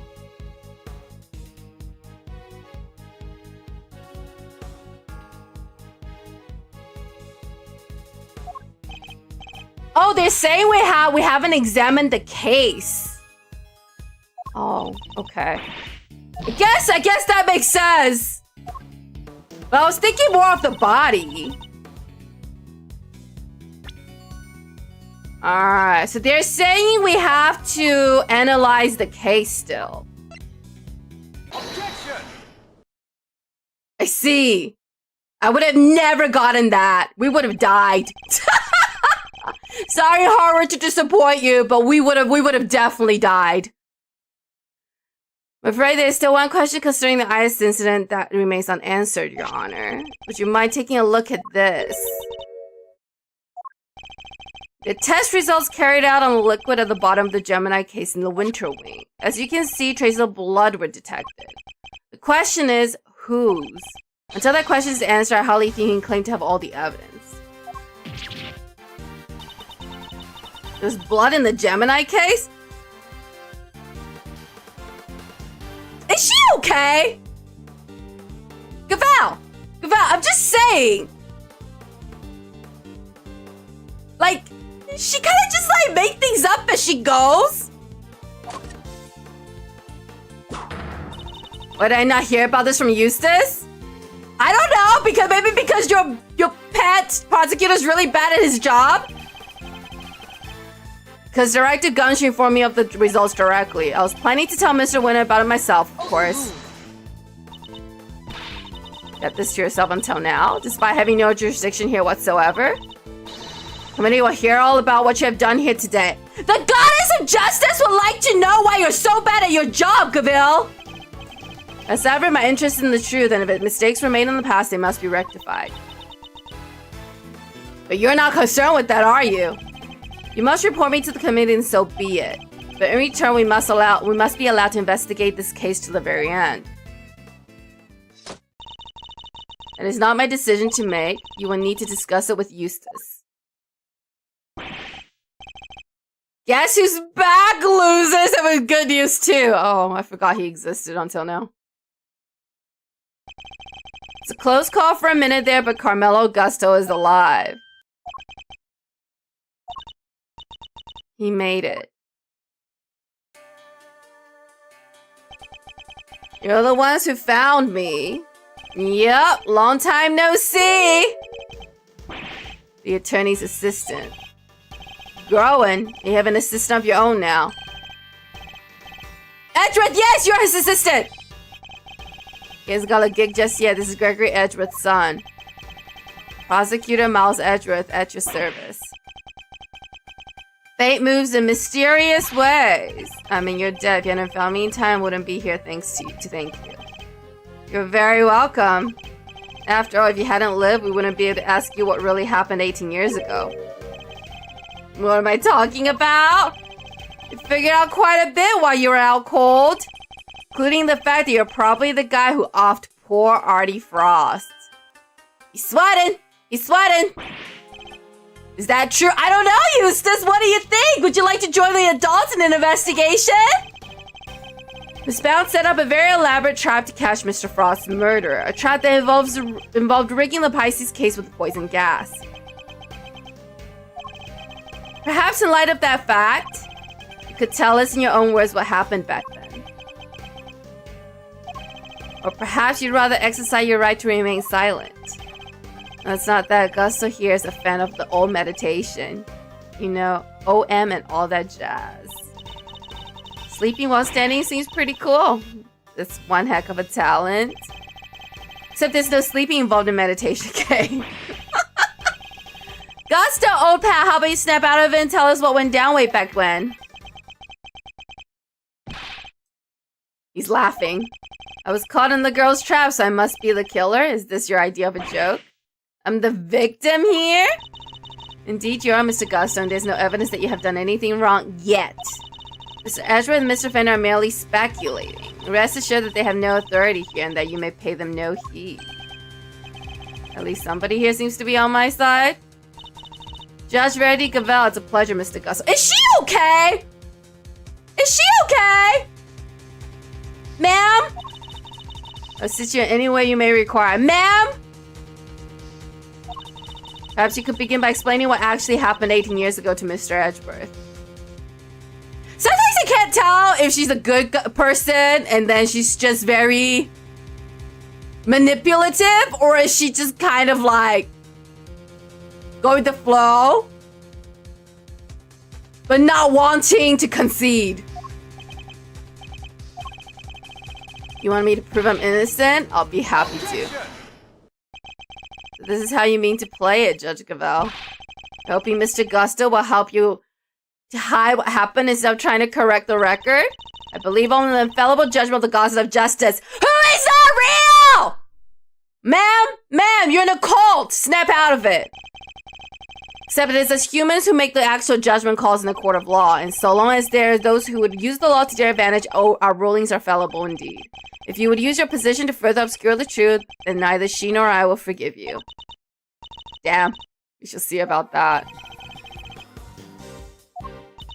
It was seen that you are under suspicion because it was you who triggered the poison gas, specifically by opening the Pisces case's lid. Would you be so kind as to share why with us? Understood. Came to see Frost Sculpture, simple as that. Made a mistake with the opening times and arrived a half hour early. Miss Brown was in no one at the reception desk at around that time? I left the main entrance unguarded and unlocked just in case the killer made an appearance. I was also busy making preparations elsewhere all the way up until the gallery's opening. So no, there was no one here on the first floor then. But I did make sure that all the wings were locked up tight, all except for the autumn wing, that is. Let's see, she did all that just to steer the culprit into the autumn wing. Which is precisely where Mr. Gusto went. Sneaking into a building is pretty suspicious, however you slice it. Well, he's claiming he didn't know. Silence in the courtroom. This is not a courtroom, Judge Gaval. The shtick is cute, but now it's just getting old. I would permit no objections or interventions unless there's some evidence that the witness is lying. Yeah, this is an art gallery. Mr. Gusto? I like how she just ignores anybody that says things she doesn't like. I wanted to see Frost's work up close, so I went up to the Gemini. Sorry, I guess it was supposed to be the Pisces statue. And I saw that the lid was frozen on tight, so I grabbed a blowtorch from nearby and tried to open it. When I finally got it open, gas came pouring out. Why did you need to open it? He's the sort of flawless testimony attorneys can only dream of. Everything sounds like a lie kind. I am none too satisfied with Mr. Gusto's explanation myself. There's no evidence to refute it. There must be something. Brown's story you should be questioning, not mine. I'm not the one who set up the gas trap. She could have killed anybody with that thing. Objection! She turned on the sprinkler as soon as the gas was released. She knew exactly what she was doing. She was gunning for the killer and nobody else. That killer being you, old pal. Oh, damn! Fender coming hot! You believe that self-confessed criminal? Kind of hard not to, don't you think? It's a little sus that you're taking a blowtorch and ice statue. Miss Brown is far from blameless in this affair, and she will have to pay for her crimes. But so will Mr. Frost's killer. Is he determined to pin Frost's murder on me? Nah, bro. Nah. I've been sus of you for a while. I had no reason to kill him. Ah, but you do. You have no evidence to prove otherwise. Oh, that's the claim I have been waiting for. That is the claim I have been waiting for. The fact that they don't know each other all that well. He has no reason to kill him. There must be something we can do. Oh. We not have evidence, but we have plenty of intel. Let's see now. If Gusto killed Frost, he must have had a reason. Claims not to have a motive, but that can't really be true, can it? Exactly. He did it, he has won. Not many people commit murder just for fun. In fact, your old man had a little back and forth with Von Karma about a probable motive too, remember? Can you possibly say that with any certainty? Their relationship had broken down for some reason. Gusto held Frost in the final. The favor wasn't returned. Von Karma wouldn't let us talk to Gusto back then, but we can now. If we can put the pieces together, I think the picture we've been looking for might just emerge. I've been waiting for this. I think you might just be right. We think back over everything we know about the IS-7 incident, especially the questions that never got answered. And the finger marks, were you the one wearing the gloves? Miss Scone denied that the finger marks on the frame were hers. But what if they were Mr. Gusto's? Perhaps he had wanted to take a look through the ultimate cookbook for himself. Hello, Andre! How's it going? We're getting very close to solving this crime, I think. I hope, anyway. Seem to think there should have been more shots left than there were. In the words, the film ran out sooner than expected. The number of shots he took didn't line up with the number of shots remaining. More film may be used up than Tango expected if someone else used the camera. He must have used the camera to take photos of the cookbook. Thought maybe he just lost track somewhere along the way. My father noticed these things for a reason. I just need to piece them together correctly. And the absence of evidence is the only way to the truth. Alright, here we go. Oh wait, how do I... Remaining exposures. Wanted the cookbook. Let's put those together. Okay. How am I? I'm doing well. I'm doing well. I'm struggling a little in this case, but we're moving. We're moving along. We're moving along. Photographing the cookbook's content would be the perfect way to steal its secrets undetected. And what if Mr. Gusto did just that? What if he used Mr. Tangaroa's camera to photograph the book? It'd be the perfect crime, so much better than stealing and getting chased by the cops. A sneaky snapshot of 20, huh? That could work. The only question is, when would he have done it? What about during an afternoon tea? Didn't Delisha said that the Gusto and Frost had missed out on a little tea party they had? Which brings me to the next question. When do we know for certain that Mr. Frost was still alive?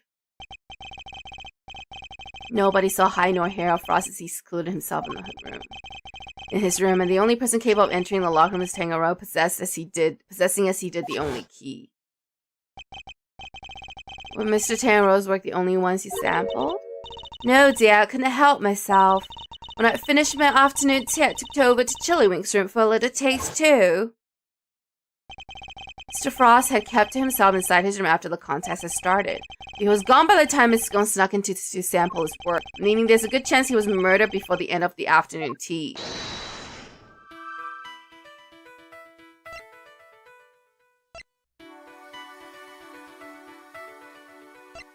Yeah, let's put together the murder's motive. The cooperation ended.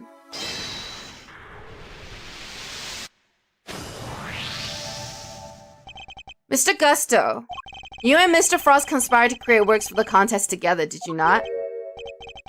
So you know my little secret, I do. Mr. Fender was kind enough to inform me. Mr. Frost was in charge of the design while you were in charge of the flavor, is that correct? What can I say? I still had a long way to travel on the road to becoming a master confectioner. But you only collaborated up through the semifinals. Something changed after that. We both wanted to show what we could do. Show that we were better than Tangaroa. Objection! And why did you help Mr. Frost with his entry for the final? What grounds do you have to say that? Your own statement made to Mr. Von Karma 18 years ago. You told him that you had been working together right up until the day before the final. Mr. Frost's entry was carved entirely from blocks of flavored ice. Ice which would have been needed at least a day to freeze, and whose flavor would therefore have already been prepared by Mr. Gusto. Interesting, gay? Yeah. Sometimes the logic confuses me, but skill issue on my part. Okay, so which lines up perfectly with what Gusto told me, that he helped Frost until the day before the final. In that case, why didn't Mr. Frost reciprocate and help Mr. Gusto return? And Von Karma doesn't care! Because why would he?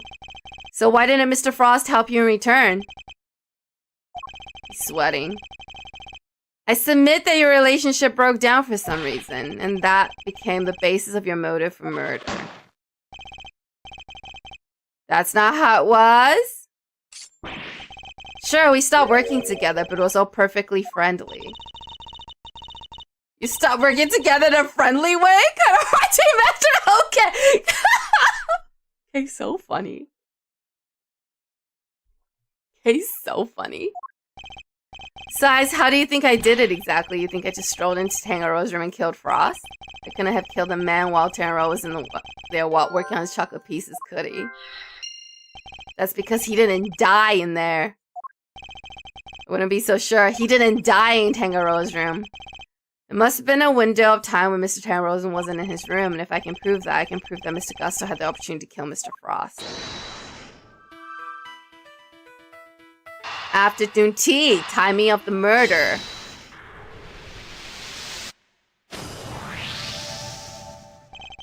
can be sure that Mr. Frost was alive until the beginning of afternoon tea, making tea time the only window during which Mr. Gusto could have killed him. Are you satisfied with Mr. Gusto's story now? No. Sadly, I'm afraid I'm still rather unsatisfied.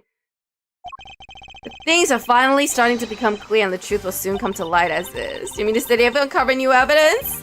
Evidence? No. I was hoping I might convince Mr. Gusto to open up to us about it instead. The mind game times? Mr. Gusto, I have a question for you.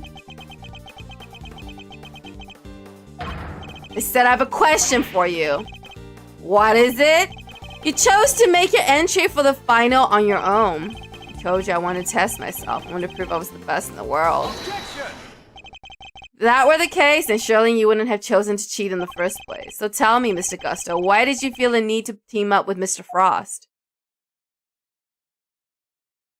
Condescending finger wag? Alright, here we go. 18 years ago, Mr. Gusto and Mr. Frost collaborated in the confectionery contest. Well, why did they work together, and why did they enter the contest in the first place? That's the information I need to get out of my opponent somehow. Alright, mind chess time. My least favorite part of the game because I'm really bad at it. Mr. Gusto seems to have a habit of pretending to be asleep when things aren't going his way. Let's start by focusing on why he chose to work with Mr. Frost. By my hand, now it's time to dig up the truth that was buried all these years ago. Oh, those years ago.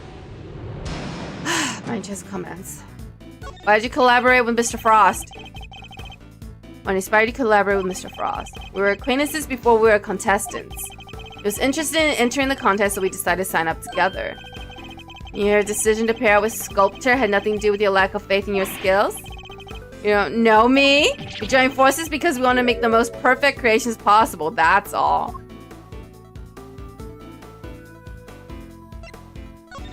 Oh, you couldn't do that on your own? That didn't work. I should have bid my time.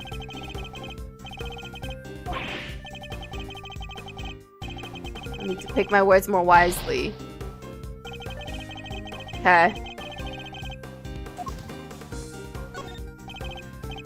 So I guess when he's silent is when we're supposed to ask questions. Okay. I have my time. Frost's son and mine were in the same grade at school, so we got along pretty well too. So you were just two friends who happened to try for the title of world's greatest confectioner? Okay, this is when things aren't going his way. Tending to be asleep when the going gets tough won't work on me, I'm afraid. Mr. Frost was a sculptor, Mr. Gusto. I doubt he cared much about winning a title for confectioners, in which case he probably had a different motive for taking part in the contest, wouldn't you say? Alright, we're getting somewhere. It was me, I wanted that title. Frost is only in it for the prize, the ultimate cookbook. Since your objectives go detailed so neatly. That's not a word, Edgeworth. Ain't no way that's a word. You decided to work together. Then something happened to break down your relationship, perhaps. If so, I want to know why. Mr. Prosecutor, I'm still quite unwell after my brush with death. Push me too hard? And I'll be on my way back to the medical room. You better wrap this up quickly. I'm already dangerously low on patience. Mr. Gusto's trying desperately to make his escape, but he's not going anywhere yet. Not as long as he's still keeping things from me, so let's figure out what he was really after next. There's no time to lose. I need to pick the right line of questioning and fast. Did you want more than just the title? You two had your eyes on something other than the title, didn't you? After all, I'm not sure the title of world's greatest confectioner even counts for that much. My only goal was to win that title. I don't care about anything else. I have no idea how much it would have meant to me. I had my time. Look, my sense of design may not have been up to snuff back then, but you should see me now. So you've improved? Bet I have. I didn't do all that training exam far for nothing.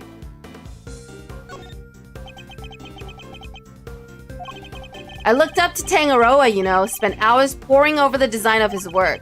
Even used to watch his show with my son. Sounds to me like Mr. Tangaroa's work was especially influential in your early studies. And with his recipe book, you might have even become the best someday. Maybe. The book was a real treasure, no doubt about that. Any confectioner would have wanted it. So you were interested in the book too? You claimed that your only goal was to win the title. Yet you also seem to have an interest in the contest prize, the ultimate cookbook. Greatest collection recipe by the world's greatest confectioner. I can't say I have absolutely no interest in it. And even if I did, what exactly is wrong with that? Nothing, I suppose. Only that the book contained recipes for medicines, not desserts, and everyone who entered the contest supposedly knew that. I feel like I'm finally getting somewhere. I can't let him slip from my grasp now. I just need to stay calm and keep the pressure on. Easy for you to say, Ashworth! I'm not quite as smart as you! Now let's find out why he wanted the cookbook. Did you need it to help make those sweets? So your plan was to win the cookbook and used to help you with your own creations. What else? A book like that could have improved my craft tenfold. You could have made a lot of money if you sold it. I don't know much about what was actually in there, but it was worth more than money, I'll tell you that. He went silent. You know more than you're letting on. Come on now, Mr. Gus, I think you know more about the ultimate cookbook than you claim. He told us a little about it at the start of the contest.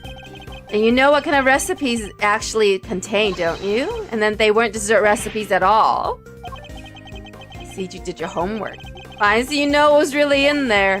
The ultimate cookbook, or the Angel's Cookbook, to give it its proper title. It's a collection of chemical formulas and ways to synthesize new medicines nobody had ever heard of. So he did know that the cookbook actually contained recipes for medicines. This could be an important clue. Do you know how valuable the cookbook really was? What kind of question is that? It was a collection of Tangaroa's recipes. There wasn't a confectioner in the world who wouldn't have wanted to get their hands on it. Except you know that's not what was really in there. Your designs may have improved thanks to your training in Zenfa, but you clearly didn't do enough work on your skills of deception. You've already admitted that you knew the ultimate cookbook was a collection of recipes for medicines. Thereby making your interest not gastronomical, but pharmaceutical in nature. Alright, he went silent. You needed medicine, didn't you? You're a confectioner, Mr. Gus, so you had no professional interest in revolutionary new medicine. Which suggests that your interest must have been personal. Underestimated you? Yeah? Fine, you're right. Winning the title wasn't the only reason I entered the contest. I needed one of the recipes in that book. It was for my son. He was sick. He was? Tell me more. That's none of your business. I've told you as much as you need to know. I beg to differ. That's for me to decide. Let's find out what this mystery illness was. It's for me to decide. I've almost gotten to the bottom of this. I can feel it. Just a few more moves. Tell me more about your son. He was my pride and joy, my biggest fan. And you entered the contest in order to help him? Clearly don't have children of your own. Any father would have done the same. I would have done anything to help him. Anything. Bide my time. You would come see me here at the contest venue too, right up through the semi-final. Really? You didn't get in the way of your work? If you're trying to beat Samson Tangaroa, surely you didn't have time to look after a child. Yeah, well, I wanted to do what I could for him. He said he wanted to always be the first to try my creations. Bide my time. I'm still recovering, so if you've got nothing to say, let me go back to the medicine room. I may need to be a little more proactive. Okay, that was the wrong move. Okay, tell me more about your son. Okay, let's skip over this part. We've been here. Okay. Okay. he wasn't too sick to join you? Said your son was sick, Mr. Gusto, and yet he was able to come and join you for the contest?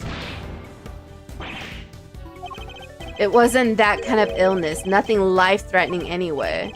Feels like it could be an important clue. Alright. What was the name of your son's condition? Could you tell me the name of the disease your son suffered from? You're a real cool customer? Isn't it enough that he was seriously ill? Why would you force me to tell you more? But it wasn't life-threatening, was it? You've already shared with me that your son's illness wasn't life-threatening. So why are you so reluctant to share any further details? It may not have been life-threatening, but that doesn't mean it hadn't been life-altering. See, that must have been very hard on both of you. Of course it was. That's why I did everything I could to find a cure. We were desperate. He couldn't taste anything. Not even his favorite desserts. It's like Samson. Did he have a taste disorder? As I understand it, the Ultimate Cookbook contains a recipe for a very particular medication. One that Mr. Taro used to cure himself of his own taste disorder. So he had it too? Too, you say? So your son has a taste disorder then, am I correct? Did I let that slip? Edgeworth is very good at his job. Are you taking notes, Eustace? Are you taking notes? You've been asking me to believe that you needed to win the cookbook in order to cure your son. Was that really the case? Of course it was. What are you saying? I'm saying that I'm not so sure that's true based on everything you've told me. I don't have a clue as to how to proceed with this line of question. Alright. Alright, was the book necessary? So you need the cookbook to cure your son. Yeah, nowadays you can get the medication he needed anywhere. But back then, that book was our only hope. Which is why I didn't dare waste my time on fancy tea parties. I had to give my all to my work. And what about Mr. Tangero's work? Surely that tea break gave you perfect opportunity to go steal a glance at it. And what makes you think I had the energy or time to care about what others had made? Let me buy my time. Okay, I was supposed to accuse him. Okay.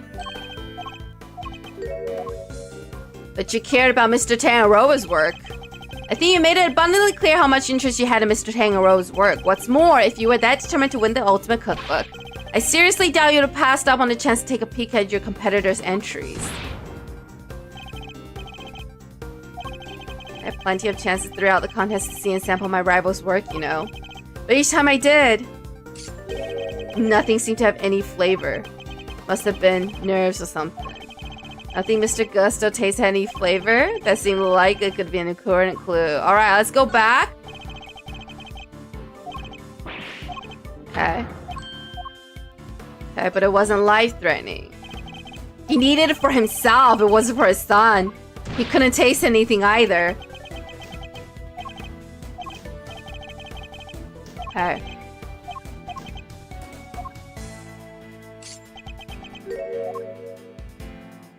You have a taste disorder. As I understand it, the Ultimate Cookbook. Okay, we've been through this before. So he had it too? So your son has a taste disorder then, am I correct? You're asking me to believe that you need to win the cookbook in order to cure your son. Was that really the case? Saying that I'm not so sure that's true based on everything you told me. You were sick yourself, weren't you? Taste disorders are difficult to live with. It isn't easy not being able to enjoy your food. You should know. After all, you just told me you'd experienced something like that during the contest. You said that nothing you sampled had any flavor. Those were your words, correct? Which would seem to suggest that you were suffering from a taste disorder. Confectioner without a sense of taste. Not exactly ideal. Are you sure it wasn't actually your own condition you were seeking a cure for, Mr. Gusto? Had enough of your speculations. I managed just fine the contest. Made all my own entries, no problem. But weren't you working with Mr. Frost? Sir? Sorry, but I'm afraid you're contradicting your own testimony. You already admitted that you and Mr. Frost had worked together during the contest. It's too late to claim you did it all on your own now. Oh! You would have us believe that you're a man of principle, a dedicated student of the confectioner's art. Yet you abandoned those principles and conspired with Mr. Frost to rig the contest. Also, you could cure your own taste disorder. You got me, Mr. Prosecutor. As you said, my sense of taste was shot. My son's was fine. I kept it hidden for so long, 18 years, and nobody knew. Sadly, you can lie to others, but you can't lie to me. Both Mr. Gusto and Mr. Frost entered the contest hoping to obtain the ultimate cookbook. For the medicine that would cure Mr. Gusto's disorder and the money would bring in from Mr. Frost. Thus, an uneasy alliance was forged, and that, I believe, is checkmate. Oh my god, that was so hard! I'm not good at mind chess! My brain is too simple for this! I'll admit it. You're good. I never told anybody any of this, but you figured it out anyway. It's true. 18 years ago, I developed agusia. What's agusia? It's a taste disorder that makes it so you can't taste anything at all. A confectioner's worst nightmare. Mr. Fender, is that what Mr. Tangaroa had as well? No, the big man had what they called this dissociated taste disorder. Basically, some things he could taste just fine while others had no flavor at all. So you suffered too. Can't happen easy. Not when there wasn't a way to cure it on the market. Which is why you needed Mr. Tangaroa's cookbook. Do you admit now that that was the real reason you entered the contest? It was only one of the reasons. I wasn't lying when I said I wanted the title. When I put my mind to something, it gets done and I won't lose to anybody. I may not be able to taste it then, but I still knew my stuff was good enough to win. So you went into the final thinking you stood a good chance of winning? Of course. What was it that Fender said about what Mr. Tanro thought of Mr. Gusto's creations? Perfect balance of flavor and design, at least up through the semi-final. But disappointingly, his entry for the final was subpar on both counts. We were told that your entry for the final was far from the prize-winning taste sensation you described. His son didn't come to taste it. What happened, Mr. Gusto? What went wrong that day? You want me to talk? I'll talk, but you're not going to like what I have to say. Alright, here we go. My entry for the final. Frost and I were working together right up through the semi-final. I handled the flavor, he did the designing. But I wanted to face Tanro in the final on my own. No help, just me and my skills. So I helped Frost with his entry, but mine I did alone. If it didn't taste good in the final, that's on me. What can I say? I lacked training. And that's all there is to it. Happy now? Don't seem to be any obvious contradiction in his testimony. Not that I thought it'd be easy to get anything real out of him. But the strings were too salty. According to Delicia. He's managed to not let slip what really happened for 18 years after all. I'm guessing his son came every day to help him taste his work and Frost's work, but not during the final. Why don't you try pushing him a little bit, Malserino, see if we can't shake something loose. Alright, here we go. Time to press every statement for funsies. Frost and I were working together right up through the semifinal. I handled the flavor, he did the design. Let's talk about that. Frost was in charge of designing the work you both submitted while you handled the taste. He was a sculptor, a craftsman, and his sense of design was second to none. But he was clueless about confectionery, which is where I came in. We each did what the other couldn't. And boy, did you not have an eye for aesthetics, not even for the simple stuff. What is he making now? How do you like me now? The national symbol of Zanfa. It's a phoenix. I'll say pretty different to the stuff you were pumping out 18 years ago. Behold the fruits of my training. I've dedicated my whole life to my craft. But back then we both needed each other's help, so we joined hands until the final. Alright, let's press. Statement. You were serious about winning the title then? Of course, the art of confectionery is my life. Why wouldn't I have wanted to be crowned the greatest? But I still had a lot to learn back then. Guess it's no surprise my work wasn't up to scratch. The title wasn't the only thing you wanted. There was the cookbook too. And you wanted the book even more than you wanted the title. Isn't that right, Mr. Gusto? Overruled. Mr. Edgeworth, you're badgering a witness who is still suffering the effects of today's attack. Get foul! Get foul! What the hell?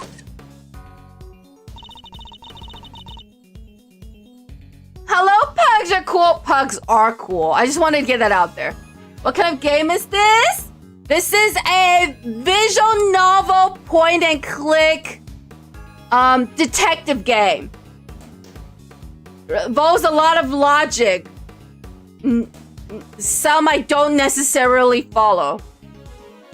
We're trying to prove this dude blowing the sugar killed someone 18 years ago. That's the TLDR of this game. I hope you enjoy it. It's a little campy, but I like it. All right. Okay, let's keep going. All right, so how Frost was an entry, but Maya did alone. Let's talk about that. So you're saying Mr. Frost didn't help you at all? But he'd helped you up until then, correct? It's a bit strange for him to stop so late in the contest. Strange or not, it's the truth. Could be he had his reasons too, I wouldn't know. These lines going to be a headache to prove. 18 years is a long time. Not unless that gizmo of yours has built-in light detector, Kay? If it did, I was told this show from Mr. Edgeworth long before now. Don't worry, Fender, I can tell when he's lying. No Doohickeys assistance required. Please, Mr. Gusto, continue your testimony. I lack training? No, you lack something else. And yet, I heard that your creation prior to the final were scored highly full of fair flavor. So what went wrong? Was there some kind of cooking accident on that day? No, nothing like that. It was... Told you I had a taste disorder. My sense of taste failed me. It's as simple as that. But Mr. Frost's entry was compliment on flavor. Your sense of taste hasn't failed you then. Did something happen overnight? He's sweating. He's sweating. I don't think he's going to spill any more beans, Mr. Edgeworth. Perhaps I should ask him about something else. Ask about Denim Final. Ask about Mr. Frost. Stay the course. Hello, Johnny. Dude looking sus AF with them turkey baseball looking things. They're sugar blowers. They're sugar blowers. They do look like basters, though. I know what you mean. Ask about the semifinal. Did something change between the semifinal and the final, Mr. Gusto? Not really. The only difference between the semifinal and the final was that Frost wasn't helping me. So you really completed your final entry without Mr. Frost's help? I may not have had his designs to lean on, but I knew I was still solid when it came to flavor. So the visuals were the only thing that changed between the semifinal and the final. You sure, Gusty, old pal? Gonna have to call you out on that one, I'm afraid. It wasn't just it's the looks that got a big thumbs down.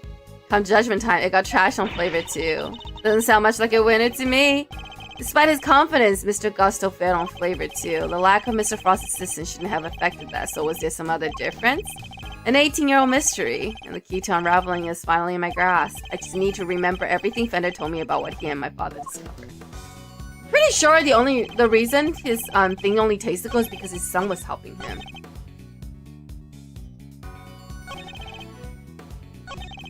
Okay. Let's press some more. Alright.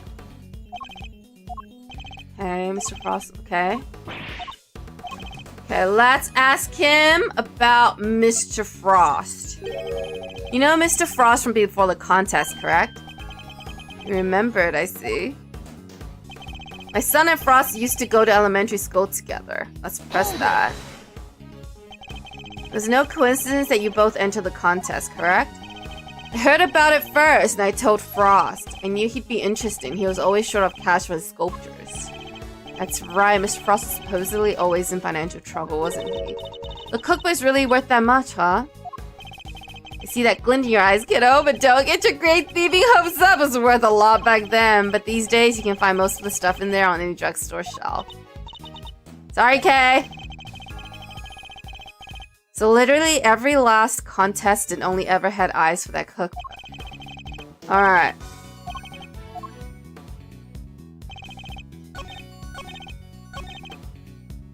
Okay, I want to press his last statement. I'm sorry, I want to ask him, so I want to stay on course for once and see what happens.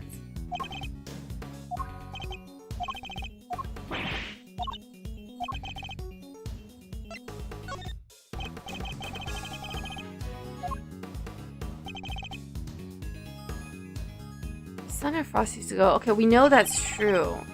Hold it. Alright, so it must be the taste thing.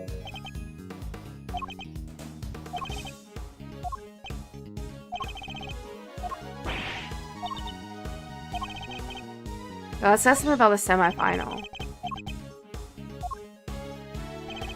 The only difference between the final was that Frost wasn't helping.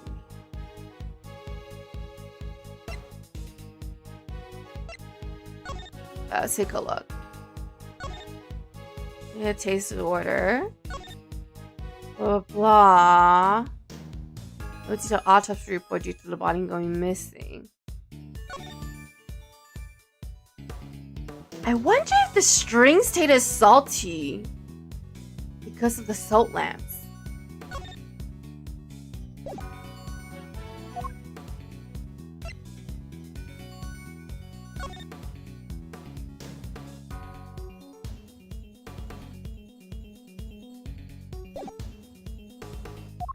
We don't really have anything else to go with.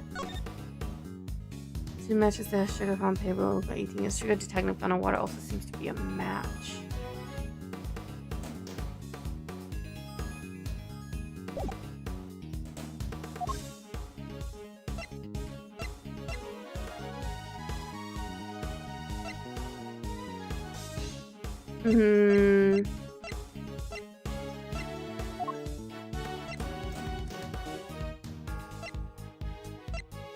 Only difference between the semifinal and the final was the Frost wasn't helping me.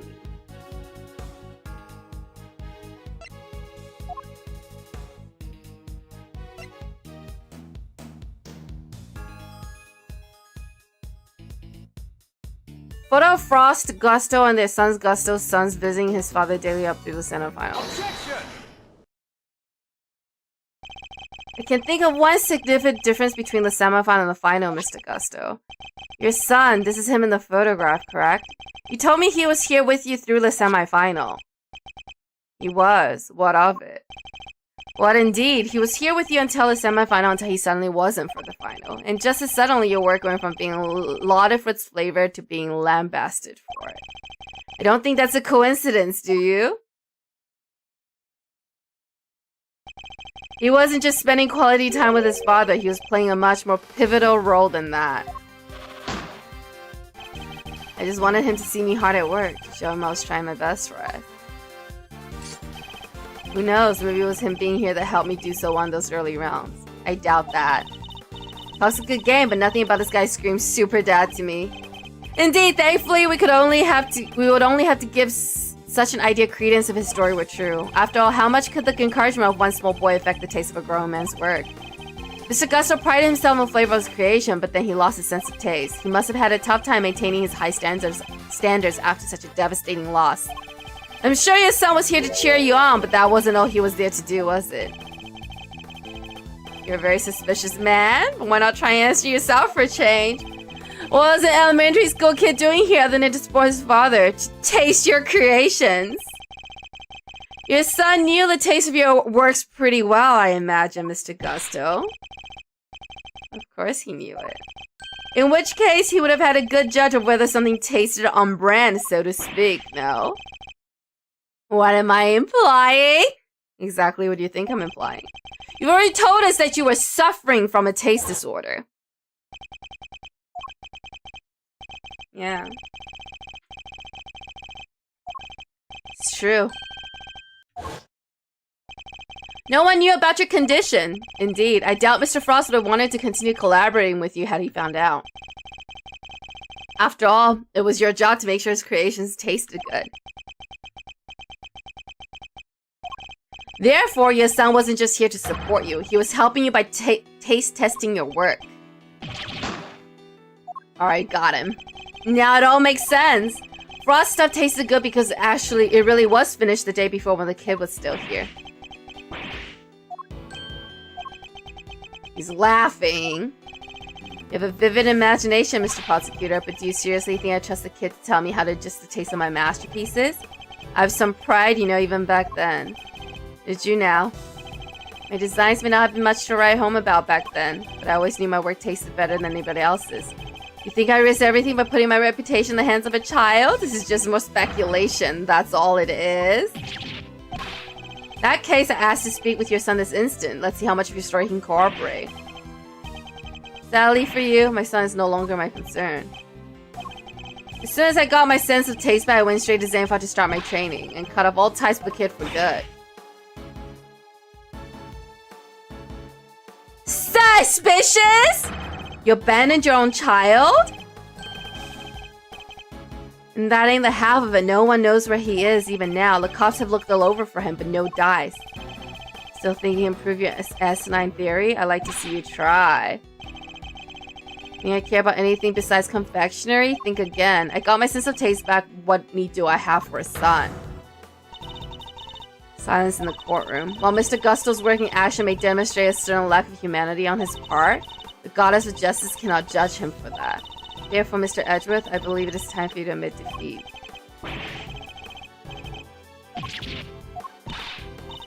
Let's do something. If we don't, the truth might be lost forever. Where are you, Detective Gumshoe? I can't imagine whose blood it could possibly be, but I'll get a tester right away. That's the last piece of the puzzle, I'm sure of it. Once we know whose blood it is. Sorry to cut in on your mind palace time, but I was pondering something myself. Our friend Gusto didn't come here just to check up on a body, did he? You mean because he tried to open the case? Exactamundo. Think we may have anything that might explain why he tried to do that. We might have Detective Gumshoe can make it back in time with a certain piece of evidence. Detective Gumshoe! Speak up the devil! I take it you have the test results, Detective? Did he kill his son too? The lab just got back to me. Detective, please, court is in session. Now then, am I right to assume that you're bringing us the evidence Mr. Edgeworth was just speaking of? Why didn't anybody tell me about any of this? Eustace. Can you just sit down and drink your milk in silence? Thank you. It is indeed the evidence in question, Your Honor. It needed testing, so I asked him to carry it out. You're supposed to be the one in charge. Can you sit down and drink your milk? Please. Mr. Winner, I'm sorry I didn't involve you, but this is important. Can we at least hear what the detective has to say? Alright. So, Detective Gumshoe, what did the test have to tell us? I'm not going to believe this, but the owner of the blood we found in liquid at the bottom of the Gemini case is Carmelo Gusto, the victim of the poison gas attack. Thank you, Detective. You've been very helpful. Well, it looks like my suspicions were correct. What do you mean? I don't know. What do you mean, Edgeworth? What is the significance of this blood in this case? For once, Cavell, we're on the same page! Edgeworth's gonna do his condescending shrug. It's only the very thing the perpetrator of the IS-7 incident had been trying to hide all these years. Oh. That's why he got rid of the part of the boat that has blood on it. The fact that your blood was found inside the Gemini case, Mr. Gusto, is as good as us finding your blood lying right next to Mr. Frost's body. His hand was cut. If I recall. He said it was because of him working with sugar. Why would there be traces of blood there of both places, Mr. Gusto? If you won't answer Her Honor, Mr. Gusto, then I will. There wasn't just blood in the liquid from the Gemini case. There were traces of salt and sugar, too. There were? And if you remember, one particular part of Mr. Frost's work was allegedly very salty indeed. Talking about what Delicia told us back then. What was it again? The strings. Never tried ice so scrumptious in all my life. Wish I could have had a bite. Well, scrumptious except for the salty bit, of course. That was unbearable. The salty bit? It's in the other photo you've got there. This bit, the hoppy thing. Gemini's liar. The liar, and only the liar tasted as if it had been flavored with salt. There were no traces of salt anywhere else in Mr. Frost's entry. Very interesting, that perhaps you can tell us, Mr. Edgeworth. Where did the salt and the lie come from? The salt lamp. Take that! The lamp from IS-7 incident. Indeed, and I believe that the salt that gave the liar's flavor comes from just such a lamp. He must have touched and then touched the thing. Mr. Von Calmer had established that both salt lamps were in Tangaroa's room at the time of the crime. One of them was used to kill Mr. Frost. It was stained with his blood, but no corresponding pool of blood was found in Mr. Tangaroa's room. Because this culprit has chucked the piece of chocolate with that on it into the little stream. Furthermore, aside from the liar, no traces of salt were found anywhere else in Mr. Frost's room either. Come to think of it, the lamps we found in Delicia's room were both broken. A lamp appeared to be broken. Bulbs are smashed. Both of them. Maybe they fell and broke on the floor. We never did figure out how the ones that wasn't used to kill Frost got busted, but are we thinking maybe it had Gusto's blood on it at some point? Anyone whose blood was found on one of the lamps would have been a person of interest to the police, so the killer needed to hide the blood somehow, and in a way that wouldn't arouse suspicion. You're seriously suggesting that the liars used to do just that? I am. I suspect that the bloody salt was somehow applied to the liar so that it could be hidden inside the case. Because unlike the fountain water, the sculptures would have needed more time and care to test properly. And so he waited and waited for his chance to dispose of the liar undetected. And the reason he's here today is... 18 years ago, Mr. Frost's body and the evidence pointing to his killer were taken away together. This, of course, was not part of the perpetrator's plan, and thus a new dilemma arose. The possibility that the body, the incriminating evidence, or both would resurface one day. So back he comes 18 years later, sneaking in bright and early to try and cover his tracks. Well, Mr. Gusto, are you finally ready to admit it? That you are the one responsible for the IS-7 incident? Mr. Gusto, it's all because of you that Samson... He's laughing. He's laughing. So I finally got caught, huh? All these years later. Nobody came close back then. Not even the big shot prosecutor or the attorney. That's some impressive work, Mr. Prosecutor. I have to hand it to you. You admit it then? That you murdered Artie Frost? Sure I do. I did it. I killed him. But he only had himself to blame. What do you mean by that? He agreed to help me. We were supposed to help each other so that one of us could win. And whoever won was supposed to let the other use the cookbook. But on the day of the final, the rat finally showed his true colors. I'm not helping you in the final. Our little agreement is over, Gusto. Spent all day yesterday making the ice for your pieces. Did you? And you can prove that, I suppose. You're planning to betray me right from the start, weren't you? After Frost double-crossed me, I had to make my piece for the final by myself. And like you said, my son wasn't there, so I didn't have any help with the flavor either. So much for the pride you claim to have in your ability to make delicious desserts. Go ahead and judge. You have no idea what it was like for someone like me to lose my sense of taste. I gave up everything to become the best. Everything. I take pride in that. Something someone like you could never understand.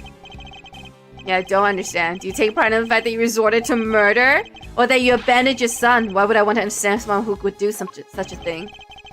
A man can't afford to rely on other people. I learned that the hard way 18 years ago. My son never showed up the day of the final. And in hindsight, I wouldn't be surprised if Frost was the reason why. Why would you think that? What exactly happened to your son? How am I supposed to know? I told you, he's none of my concern anymore. According to you guys, nobody knows where he is now either. You don't care? You're horrible. What if Frost killed your son, bro? So with his disappearance, so too went your chances of winning. I had to find another way of getting my hands on that book. That's when inspiration struck. I decided to skip afternoon tea and snuck into Tangaroa's room. It should have been so easy. All I had to do was photograph the formulas I needed and get out of there. But then Frost showed up. I thought I might find you here. Stealing recipes from the famous cookbook. Tut-tut-tut.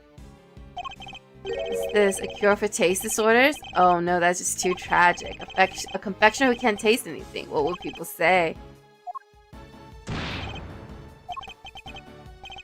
Can't even hit me, you miserable worm. Frost shoved me hard when I went to punch him, knocked me clean off my feet. I crashed into one of the lamps, must have been when my blood got on it. So Mr. Frost wasn't the first to get hurt. When it was all over, I realized I had to get rid of that blood somehow, so I scraped off all the bloody bits. I dissolved those soul shavings in some flavored ice mixture and brushed it all over the heart. That's how you make the evidence linking to the murder vanish. Frost was going to blackmail me. He would have made me give him money to keep quiet about my condition. So you decided you had to kill him? Yeah, I guess I did. Why would I let him live? Would you want someone holding something like that over your head? Besides, he's the one who drew first blood. It makes for a solid case of self-defense, don't you think? So that was the impetus behind it all. I mean, it doesn't matter because the statute of limitation already passed. For some weird reason, this country has only 15 years of statute of limitation on murder, which is crazy. Anyway, I initially took the lamp to Frost's room. Went straight there once I figured out how I was going to hide the bloody part. Inspired by all the ice sculpting tools lying about the place, I guess. You're not as dumb as you pretend to be. Yeah, I figured I could use them to chip it off and grind it up. Once I was done painting the stuff all over the heart was easy. But why Samson? Why did you have to frame him? I don't think that's how self-defense works, but what do I know? That is indeed not how self-defense works. If my understanding is correct, your life had to be in grave danger. As in, like, the other party would have caused you irreparable bodily harm. And then you're just trying to save yourself. But I don't know. This country also only had a 15 years on the statute of limitations, so maybe they have a different guideline for self-defense. I never meant for the cops to pin it on him. That was your fault, you and the rest of them. Judy! What do you think? I went to the trouble of placing the lamp and cloths back in Scone's room. There's only one reason to plant the murder weapon in the room of another contestant, and that's to cast suspicion on that person. You tried to frame me, gutsy pants! Yeah? But why? Why poor old me? I respected Tanroa. He was the best, a true champion. I would never have wanted him to take the fall, but you're a fraud. Your work wasn't even real. You had no respect for our craft at all. You deserve to be punished for what you did. Had you refrained from eating Tanroa's work, Frost's body wouldn't have been found. My plan was to wait until Tanroa was judging your room. That's when I'd sneak the corpse into Frost's room and freeze it. Thanks to you, Bound here found it before I had a chance to retrieve it. I don't understand. Why did you need to freeze his body at all? Why indeed? Surely you must know. Why did Mr. Gusto need to freeze Mr. Frost's body?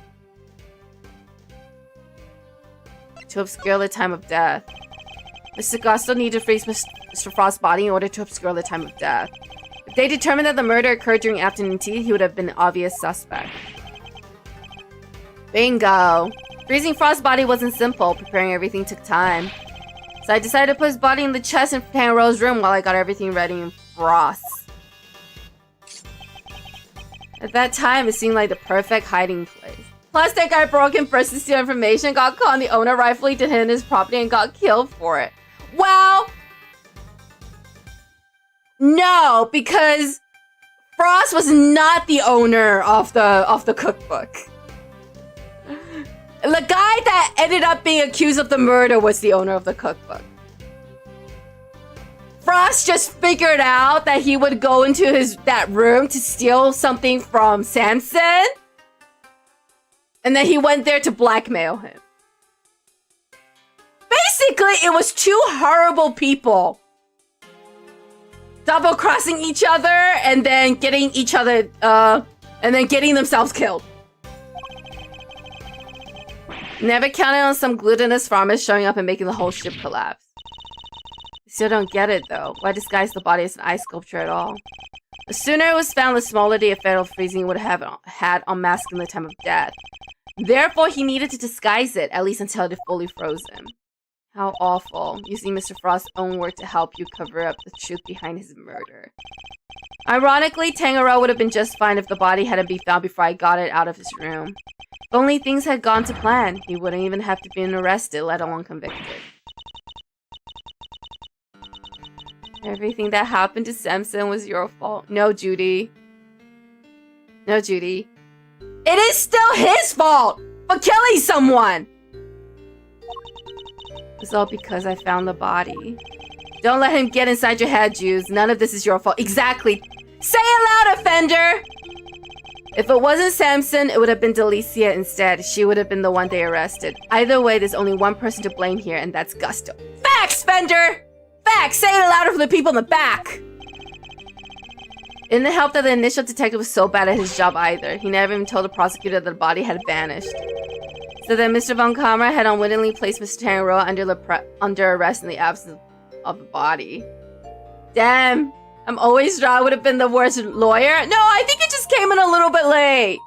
You just don't have all your facts yet.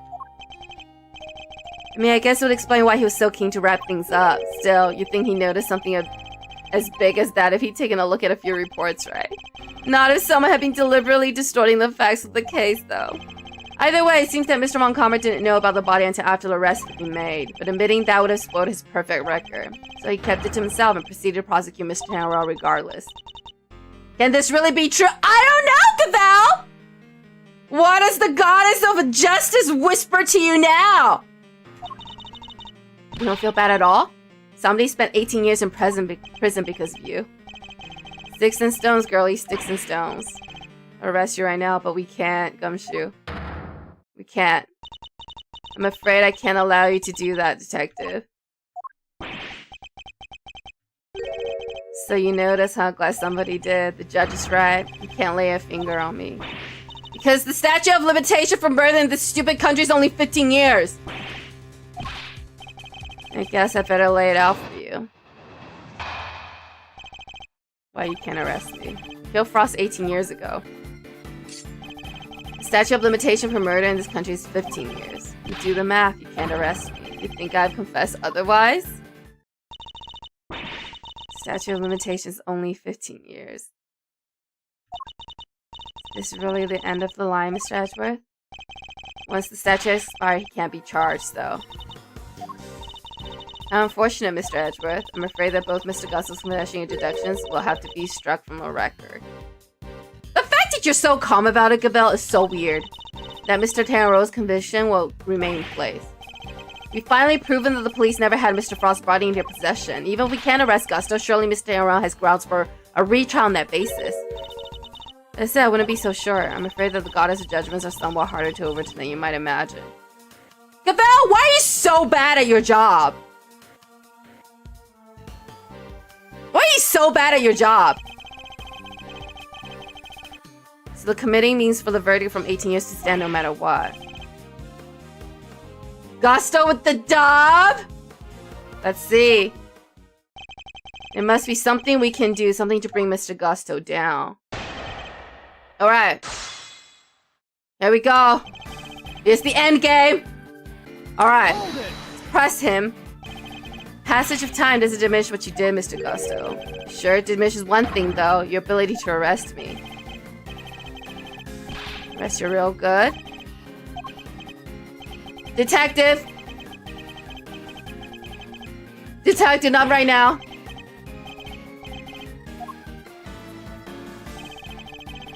Statute of limitation for murder in this country is 15 years. Let's press him.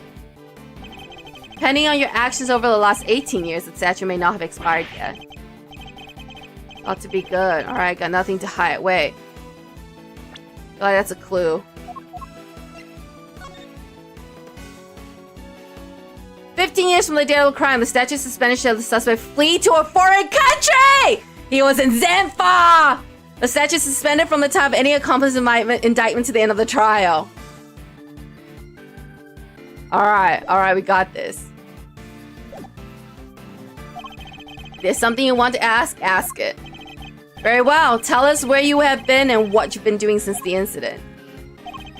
Not long after the contest, I was able to cure my taste disorder thanks to the formula from the book.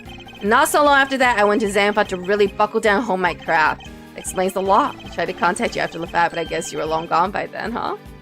How long were you out of the country, sir? I left, let's see, around a year after the murder. It was before Tangeroa's last day in court. Going to Zampa was the best thing I ever did. Flavor designed the full package now. Objection! And all on the backs of those whose lives you destroyed. That's an omelet without a few eggs. Nothing. Alright, wait! Guys! I need to know when he came back! There has to be something I can get out of him. I can push him further on the statements he just made. Yes. When did he come back? His training in Zenfa. I'd like you to tell us more about your training in Zenfa if you wouldn't mind. I later went to Zenfa to train. I finally became the best in the world. Okay, let's press that some more. Hold it. Zenfa? And you were there for a while, I imagine. I left sometime after the investigation had wrapped up. I've been meaning to go there and start my studies for a while. Thanks to the hard work I put in. When did you come back? My designs are now world class. Sit down, Eustace! So you spent some time in Zenfa training. The statute of limitation murder in this country is 15 years. You do the math. You can't arrest me. I have confessed otherwise? Okay. Alright.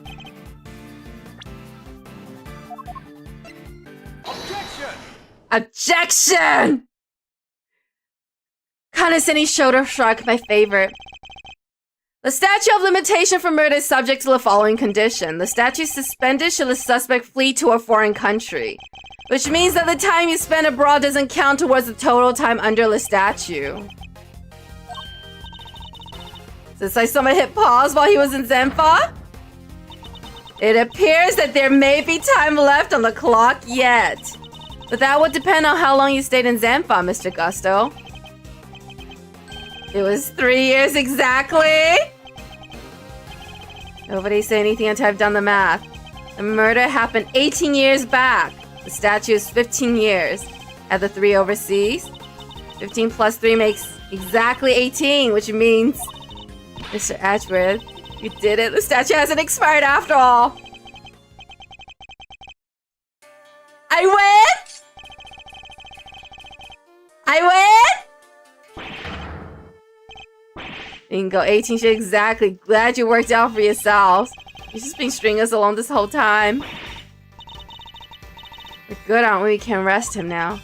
I hate to break it to you, little sis, but IS-7 went down the end of December. It's April now. Strictly speaking, it's been 18 years and 4 months since Frost's murder. Oh.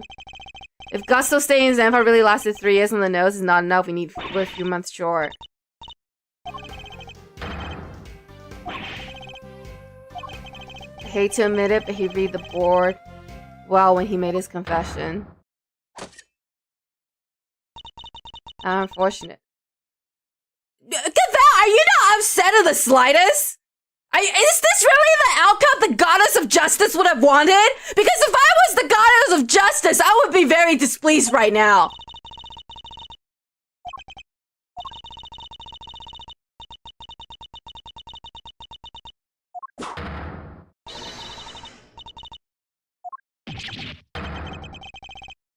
Is she okay? I knew it. Well, if the law can't bring Mr. Gusto to justice, what are you thinking? Objection! There's no need to go adding to your rap sheet just yet. We're not done here, far from it. Because there's still a way we can nail him. There is? Alright, Mouserino, pep talk. I need you to think back over everything we know about the case. Gusto's overlooked one critical thing that you yourself were led to believe wrongly about. Which is, he wasn't there for Samson's last trial, remember? As I can tell, he doesn't seem to know what the final verdict that came down that date is. Wait, what? As I can tell, he doesn't seem to know what the final verdict that came down that day is. That's how the cookie crumbles! Well, we'll see if Fender can save the day, Brondo! Which means there's still one way left to us. Crack open your statue for dummies there and take another look. 17 years ago, they really did a number on Samson and framed him like a pretty picture. But if we make good use of that verdict now, we can make Gusto pay in full for what he's done.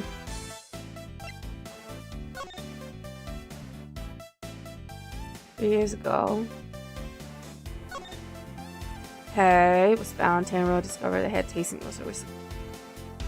The implication confidence and accomplice based on his profession. I don't really get where Fender's going with this, but we're just gonna keep going. Is he what? Share with the class! Those who would overturn the goddess' judgment must be willing to pay the price should they fail. Samson's my client, Miles, and I can't bring myself to use the source of his pain as a weapon in this fight. So whether we play our last card or not, it's gonna have to be up to you.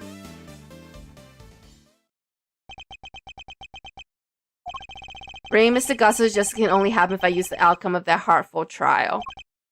So should I raise an objection and play the card? Sure. I have no idea what's happening. I don't know where we're going with this. My father and Mr. Von Kamera one sought to reveal the truth, the other to hide it. I know which path I chose to follow. The one that seeks to reveal the truth. Edgeworth, can you share with the class where you're going with this? Objection. No, Your Honor, Mr. Carmelo Gusto is absolutely guilty, and I refuse to let him walk away. His crimes are too unspeakable to go unpunished. You mean to suggest that you have grounds upon which to call for his arrest? I do. Now to show Gus Gaval something that proves the statute of limitation hasn't yet expired.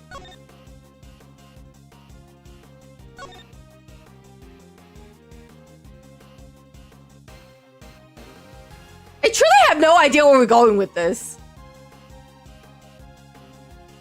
Blood loss following a blow to the head.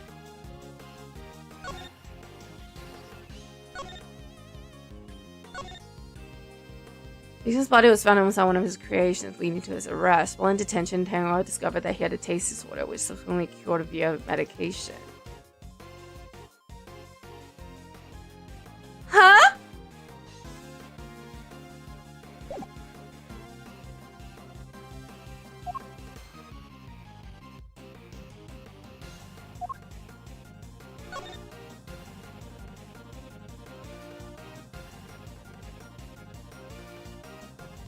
Separate time frame applied with regards to claims for damages.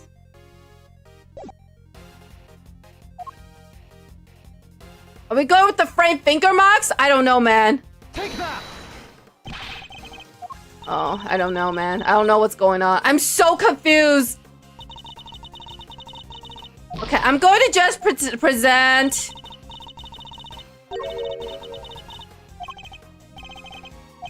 Mr. Tanro's trial lasted a year, and though it ended with a verdict that couldn't have been more wrong, that very verdict may be what finally sees Mr. Gusto arrested. Now to show just give us something proves that the statute of limitation hasn't yet expired. Take that. Is there a particular page of the IS-7?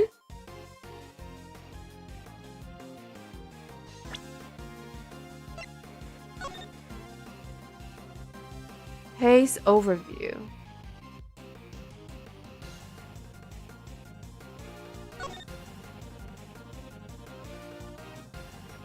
Suspect data?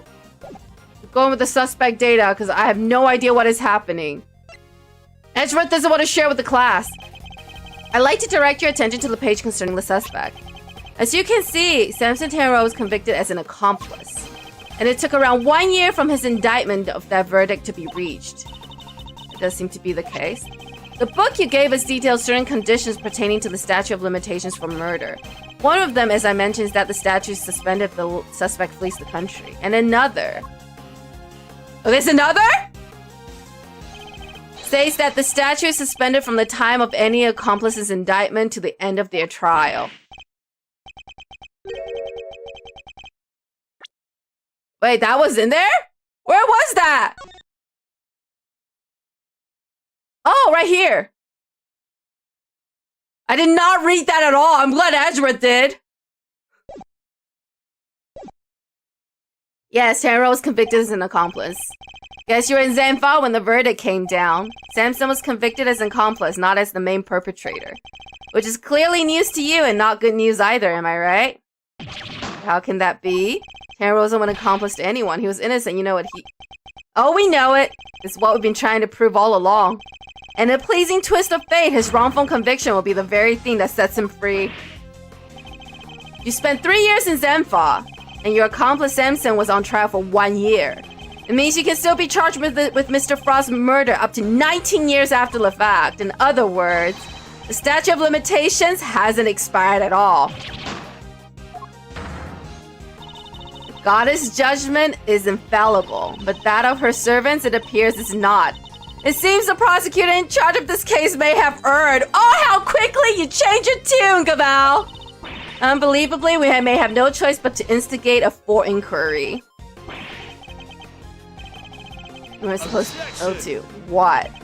18 years! That's a long time to let somebody else suffer for your crimes. It's time to pay the piper, Gusto, and not a moment too soon. Well done, Fender! Well done! I'm so proud of you. Finally, the greatest. My brilliance has been recognized. I gave up everything for this. Everything. Even my son. More's the pity! But you can't run from the law forever, because the bills come due at last. Is it time? Is it time? Is it the moment we've all been waiting for? Oh, it is the moment we've all been waiting for! It's the moment we've all been waiting for!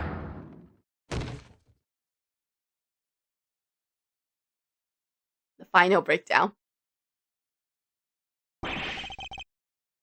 Shout out to the goddess of judgment. Her light will always prevail. Solo carried by the goddess. Or maybe Edgeworth is the goddess of just judgment. Who knows? Mr. Gusto's all set for his trip downtown, sir. Good, which means it's your turn next, right? I suppose so. It's alright, Judy. You did your best. I'm so sorry, everybody. I've caused you all so much trouble. But thank you. Thank you so much for bringing Mr. Gusto to justice at last. I'm afraid there's no escaping the consequences of your action, Miss Bound. But those actions were born of a legal mistake that were made all those years ago. We all know that. So allow me to apologize in return on behalf of the prosecution. I'm no one to blame but myself for it all, starting with those sculptures. Hey, Juice, you think maybe you might want me to represent you? I'm not some nervous newbie anymore. And there's no way I'm letting you take the rap for everything. Aww! I'd be honored. Thank you, Mr. Fender. She's crying for real! She's crying for real!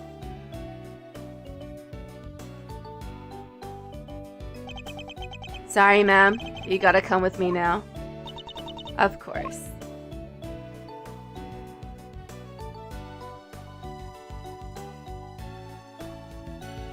Good luck, Judy. Judge Gaval, why did you lie to us? Lie? What are you talking about? You implied that there was no case for a retrial, but as we proven, that wasn't true. Surely anyone truly committed to seeing justice done would have called one as soon as the body was found.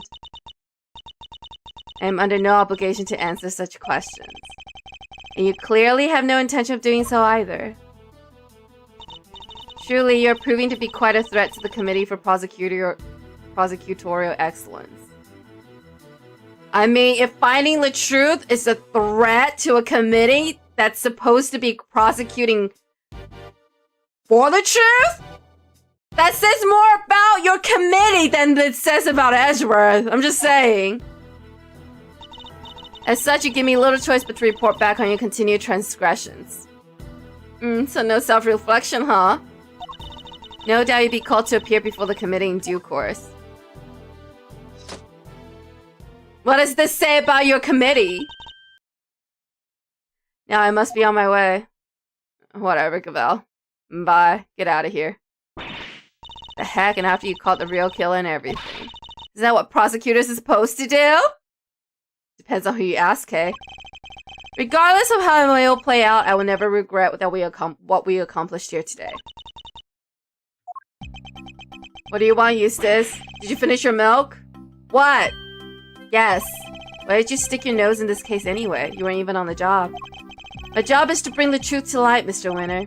Not only as a prosecutor, but as a person. I don't get it. Of course you don't. I wouldn't expect you to understand, not as long as you believe that closing a case makes you a winner. Going way over your head. There's still time for you to change. I'm going home. Alright, bye. Make sure Cavell sings you a lullaby. Make sure Cavell sings you a lullaby. What was that all about? Your sister has a lot to learn is all. Mousy wowsy! Yes. I just wanted to say old Gregory Peglet would have been proud of you today. Oh, look at me tearing up! That and thanks for helping poor Semi-Poople. Of course. Hey, gee, looks like you cleared everything up, huh? Yes. What happened exactly? I was kind of busy sketching. Don't worry about it. Where did Judy and Verity go? Don't worry about it. Yeah, you really weren't paying attention, were you? Though I am loath to admit it, Larry's sketches did come through for us on more than one occasion. Not that I'm about to tell him that! Quit it with the glaring? Whatever I did, I'm sorry. Calm down, Larry. I wasn't glaring at you. Totally were. You're just like your pop. He was a terrible liar, too. Listen, I'm gonna head out. Need to fill Samson on what went down today. You wanna come with? Yes, of course. Night coming too. April 2nd, 4:46 p.m. Detention Center. Visitors room. So what's Mr. Tanroa like? I can't wait to finally meet him. He's a real sweetheart. You'll love him. Even while locked up, you can't help but make all sorts of cookies and cakes for everyone. It's why 3 p.m. cake extravaganza is a thing for prisoners and guards alike. That sounds awesome. You think there'll be any left for us to try? Didn't we find a few slices of chocolate cake in the prison the other day? Could that be some of Mr. Tanroa's baked goods?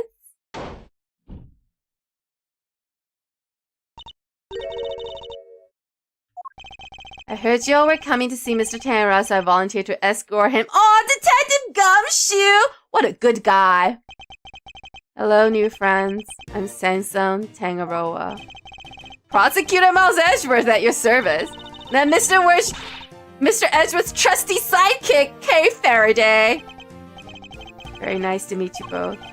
Miles here's Gregory's son. Is that so? Your father was very kind to me and fought so hard for my case, but in the end, I betrayed him. I made a false confession. Don't worry, Mr. Tanroa. Mr. Fender has explained everything to me. Sure did, and now we're here to tell you the truth about what happened 18 years ago. The truth. Yes, the truth. Judy did all that for you? Yes, she sure did. Crazy kid wrecked her brain for 18 years until she'd finally figure out how to set you free. What can I say? Turns out she really would do anything for you. Judy, I never did anything to deserve such devotion. Come now, Mr. Tanroa. I think we all know that's not true. The bond between the two of you has held strong for all these years, after all. Think so? We know so. I guess I better show him which piece of evidence is proof of the bond Mr. Tanroa and Miss Bound share. The chocolates. Take that! These chocolates, Judy made them, didn't she? Yes, she did. You're super delicious and sweet. Miss Bounds continue making them just as you taught her, even after that fateful day, so that there would always be something waiting for you when you finally came home. Oh! I bet they're beyond super sweet then, aren't they? Very much so, I'm afraid. I only wish you could hand them to you. Don't worry, so I'll make sure he gets them later. Which would be a clear breach of prison policy. Not that I have the authority now to stop it anyway. Thank you very much. You know, Detective, something about you reminds me of Detective Bad. Really, pal? Because I look up to him a lot. He's my role model. I love Detective Bad. I miss him so bad. Don't say. Seems fate likes to bring people of all sorts together, huh? You hang in there, Samson, just a little longer. I should be able to get you out soon. I'm sorry it's taken so long. Nobody should have to wait 18 years to get justice. You're a good guy, Fender. Don't be silly, Eddie. I'm the one who should be saying sorry. Or rather, thank you. Truly. Well, I guess it's my turn to wait for Judy to come home now. I better make sure there's something delicious on the table for her when she finally walks through that door. Don't let me down, Eddie. Eddie won't. Eddie's a good guy.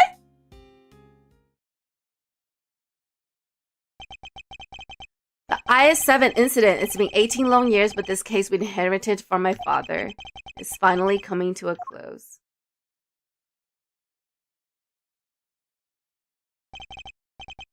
Thanks for today. You're welcome, Fender.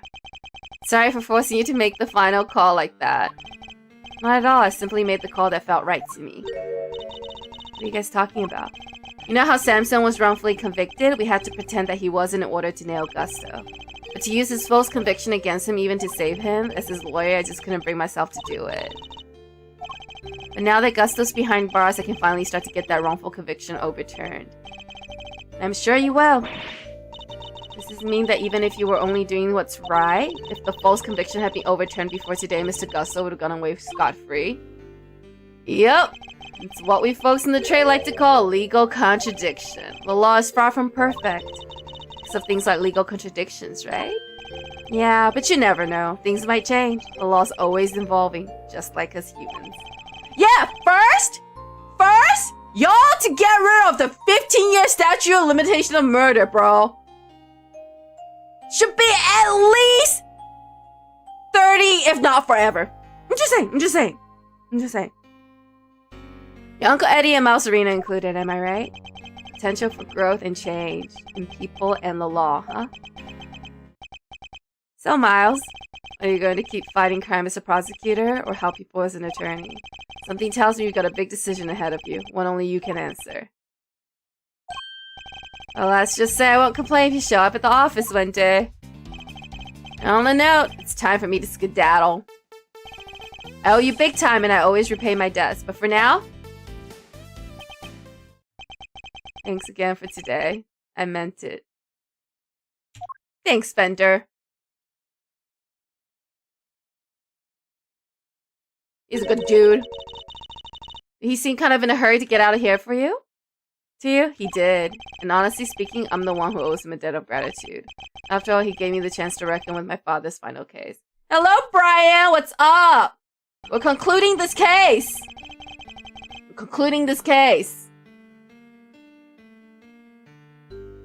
These laws are greatly behind. For real, pogs are cool. I agree. When I was a boy, all I ever dreamed of was becoming an attorney like my father. But then during my time with my Mr. Von Karma, I learned the way of the prosecutor instead. Eventually, with the help of some good friends, I found my own voice and a new way to live. But now my career as a prosecutor is at risk of being taken away from me. It may be time to take another long, hard look at how I want to live my life, whether I like it or not.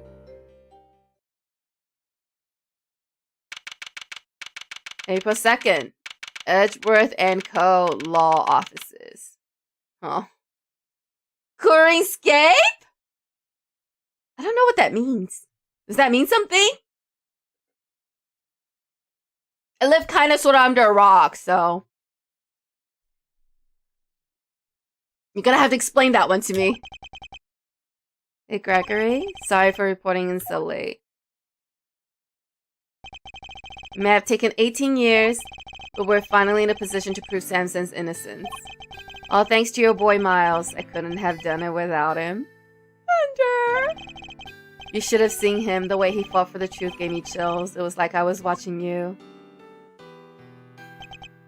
Look, I know I'm not half the attorney you were.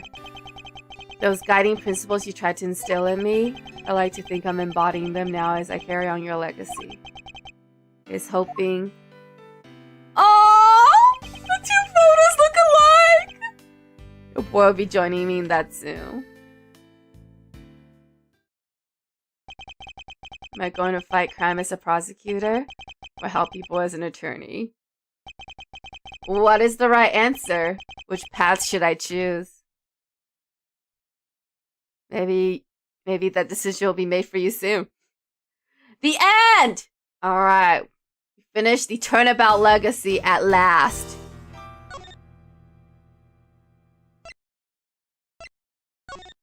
Alrighty. 15 minutes left. Let's see what the next let's get a taste of the next case. Turnabout Forsaken.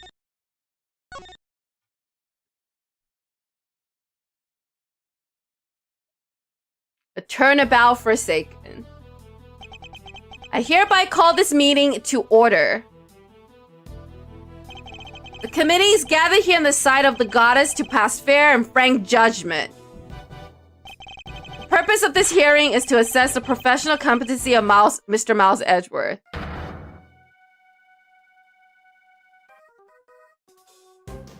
Bet they're gonna take away his prosecutor badge. Why are you wearing that raincoat? Huh? Okay.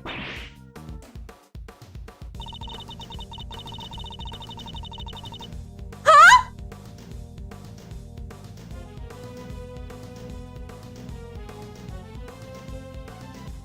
Huh? April 5th, 1:23 p.m. High Prosecutor's Office. Room 1202.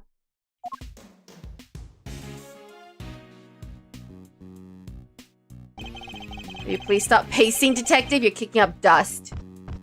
Did I sweep the floor 3 times already? Then sweep it a 4th. Damn. You're gonna take your badge, Mr. Edgeworth. How can you just stand there cool as a cucumber? We don't know for certain that they will. But it sure seems like they mean to. Judge Gavell pretty much spelled it out. I mean, if the committee is truly, what did they say? Frank and fair? They should be looking inwards instead of dogging on the person trying to find the truth.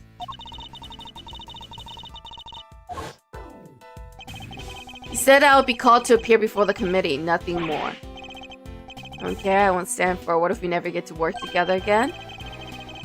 I'd have thought you would have welcomed the prospect, detective. After all, it would mean you could work with someone less problematic. Don't say that, sir. I've never heard anyone except that stupid committee say you're problematic. You're not just looking for an excuse, are you, to become a defense attorney? Because I won't let you. You're Prosecutor Miles Edgeworth. Prosecutor, you hear? To become a defense attorney, huh? Circumstances on my father's death set me on the path to become a prosecutor.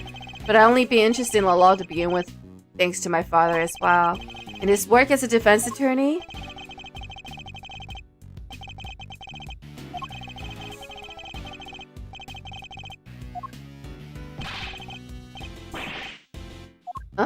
Gumshoe. Really, detective, there's no need to be so dramatic. Who knows? The next prosecutor you work with might be a little more lenient with your salary assessments. Really? So no more instant noodles? What do you say? I don't care about any of that stuff, but you should. But you thought about it, didn't you? If only for a moment.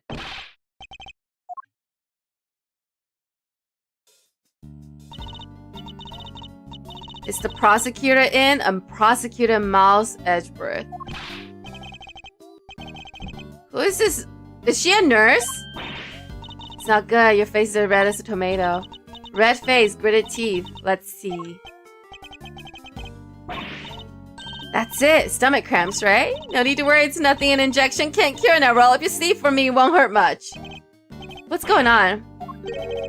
Who might you be? I totally forgot to introduce myself. The name's Needler. Florence Needler. What a clever name. What a clever name.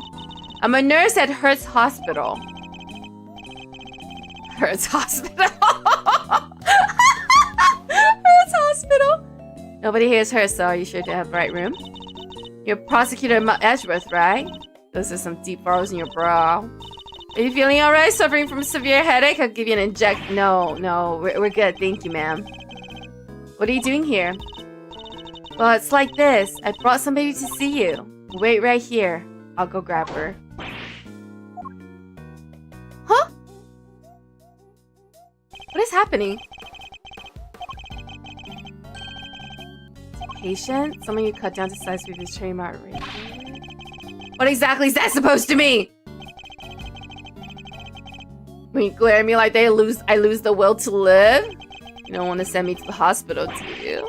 Surely he's exaggerating. After all, that's the look I always give him. Nothing's happened so far.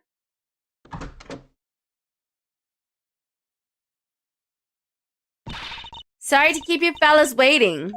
Thoughts? Kay? You don't recognize me? There's something about her, something familiar. I, said your name on it. I thought I just maybe... You really did put someone in the hospital. No! Your name's right here on the card. Public Prosecutor Miles Edgeworth, plain as day. Isn't that Kay? I'm sorry. What she's trying to say is she has amnesia. Yes, at least that's what they tell me. Parents must be so worried about her. I have news about that, Miss Needler.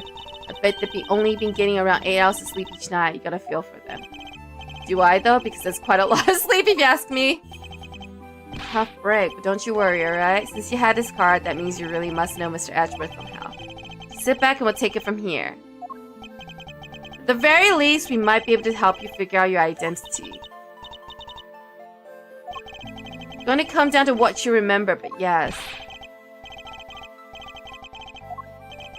Let's not get carried away here, Detective. I'm a prosecutor, not a miracle worker. Isn't this Kay? Is it not obvious that this is Kay? How do they not recognize her? Just because she doesn't have a ponytail? Men. Men.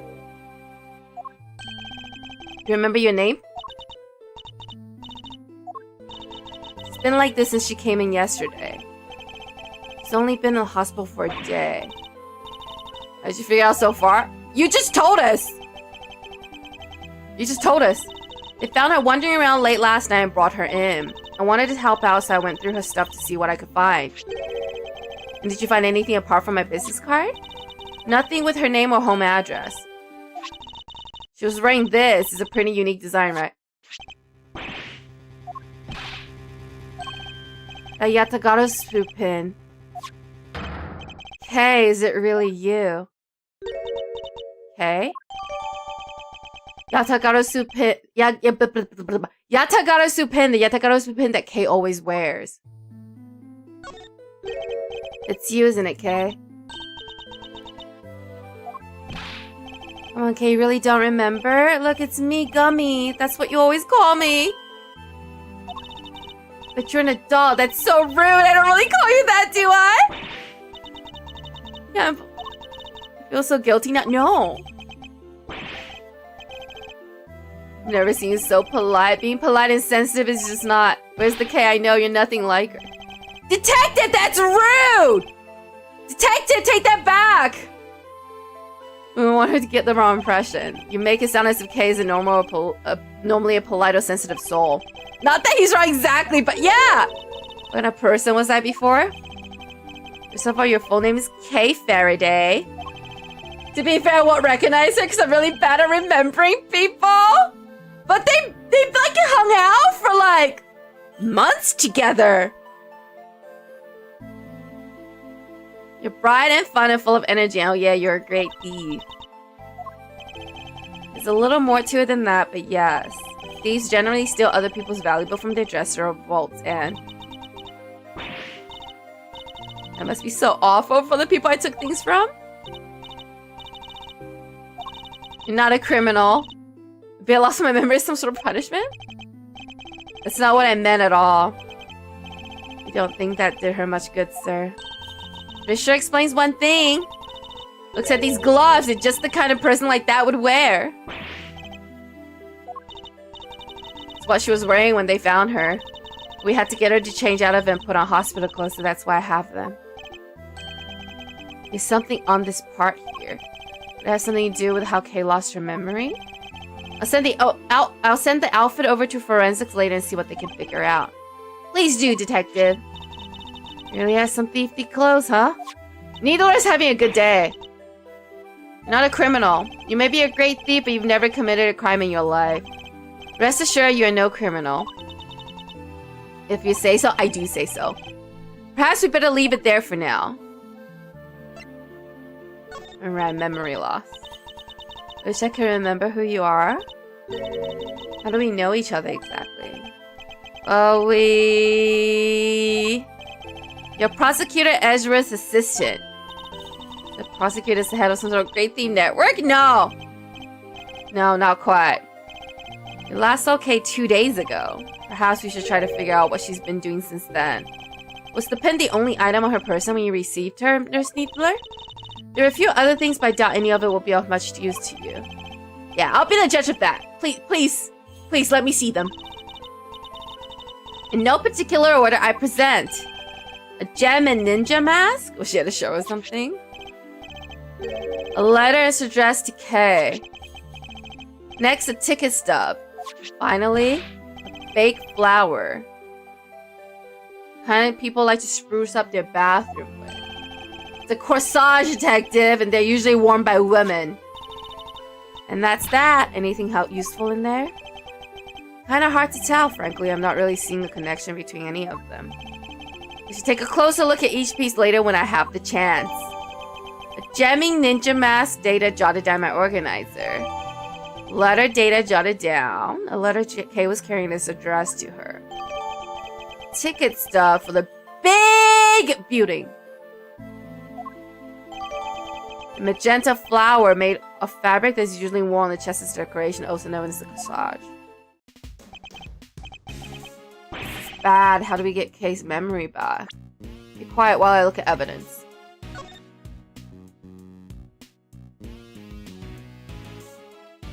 Alright, so this is the pin. This is the pin Kay always wears. It's shaped like the mark of the Yatagata Sun, is very eye-catching. Okay. No evidence on there. Gem and mask model on the gem and ninja face made of cheap plastic. Dear Kay, don't worry. I'll make sure you get your precious thing back. Rosie. Probably the little thief. Big building. Viewing platform entry ticket. 4/4/7/28 p.m. Student $6.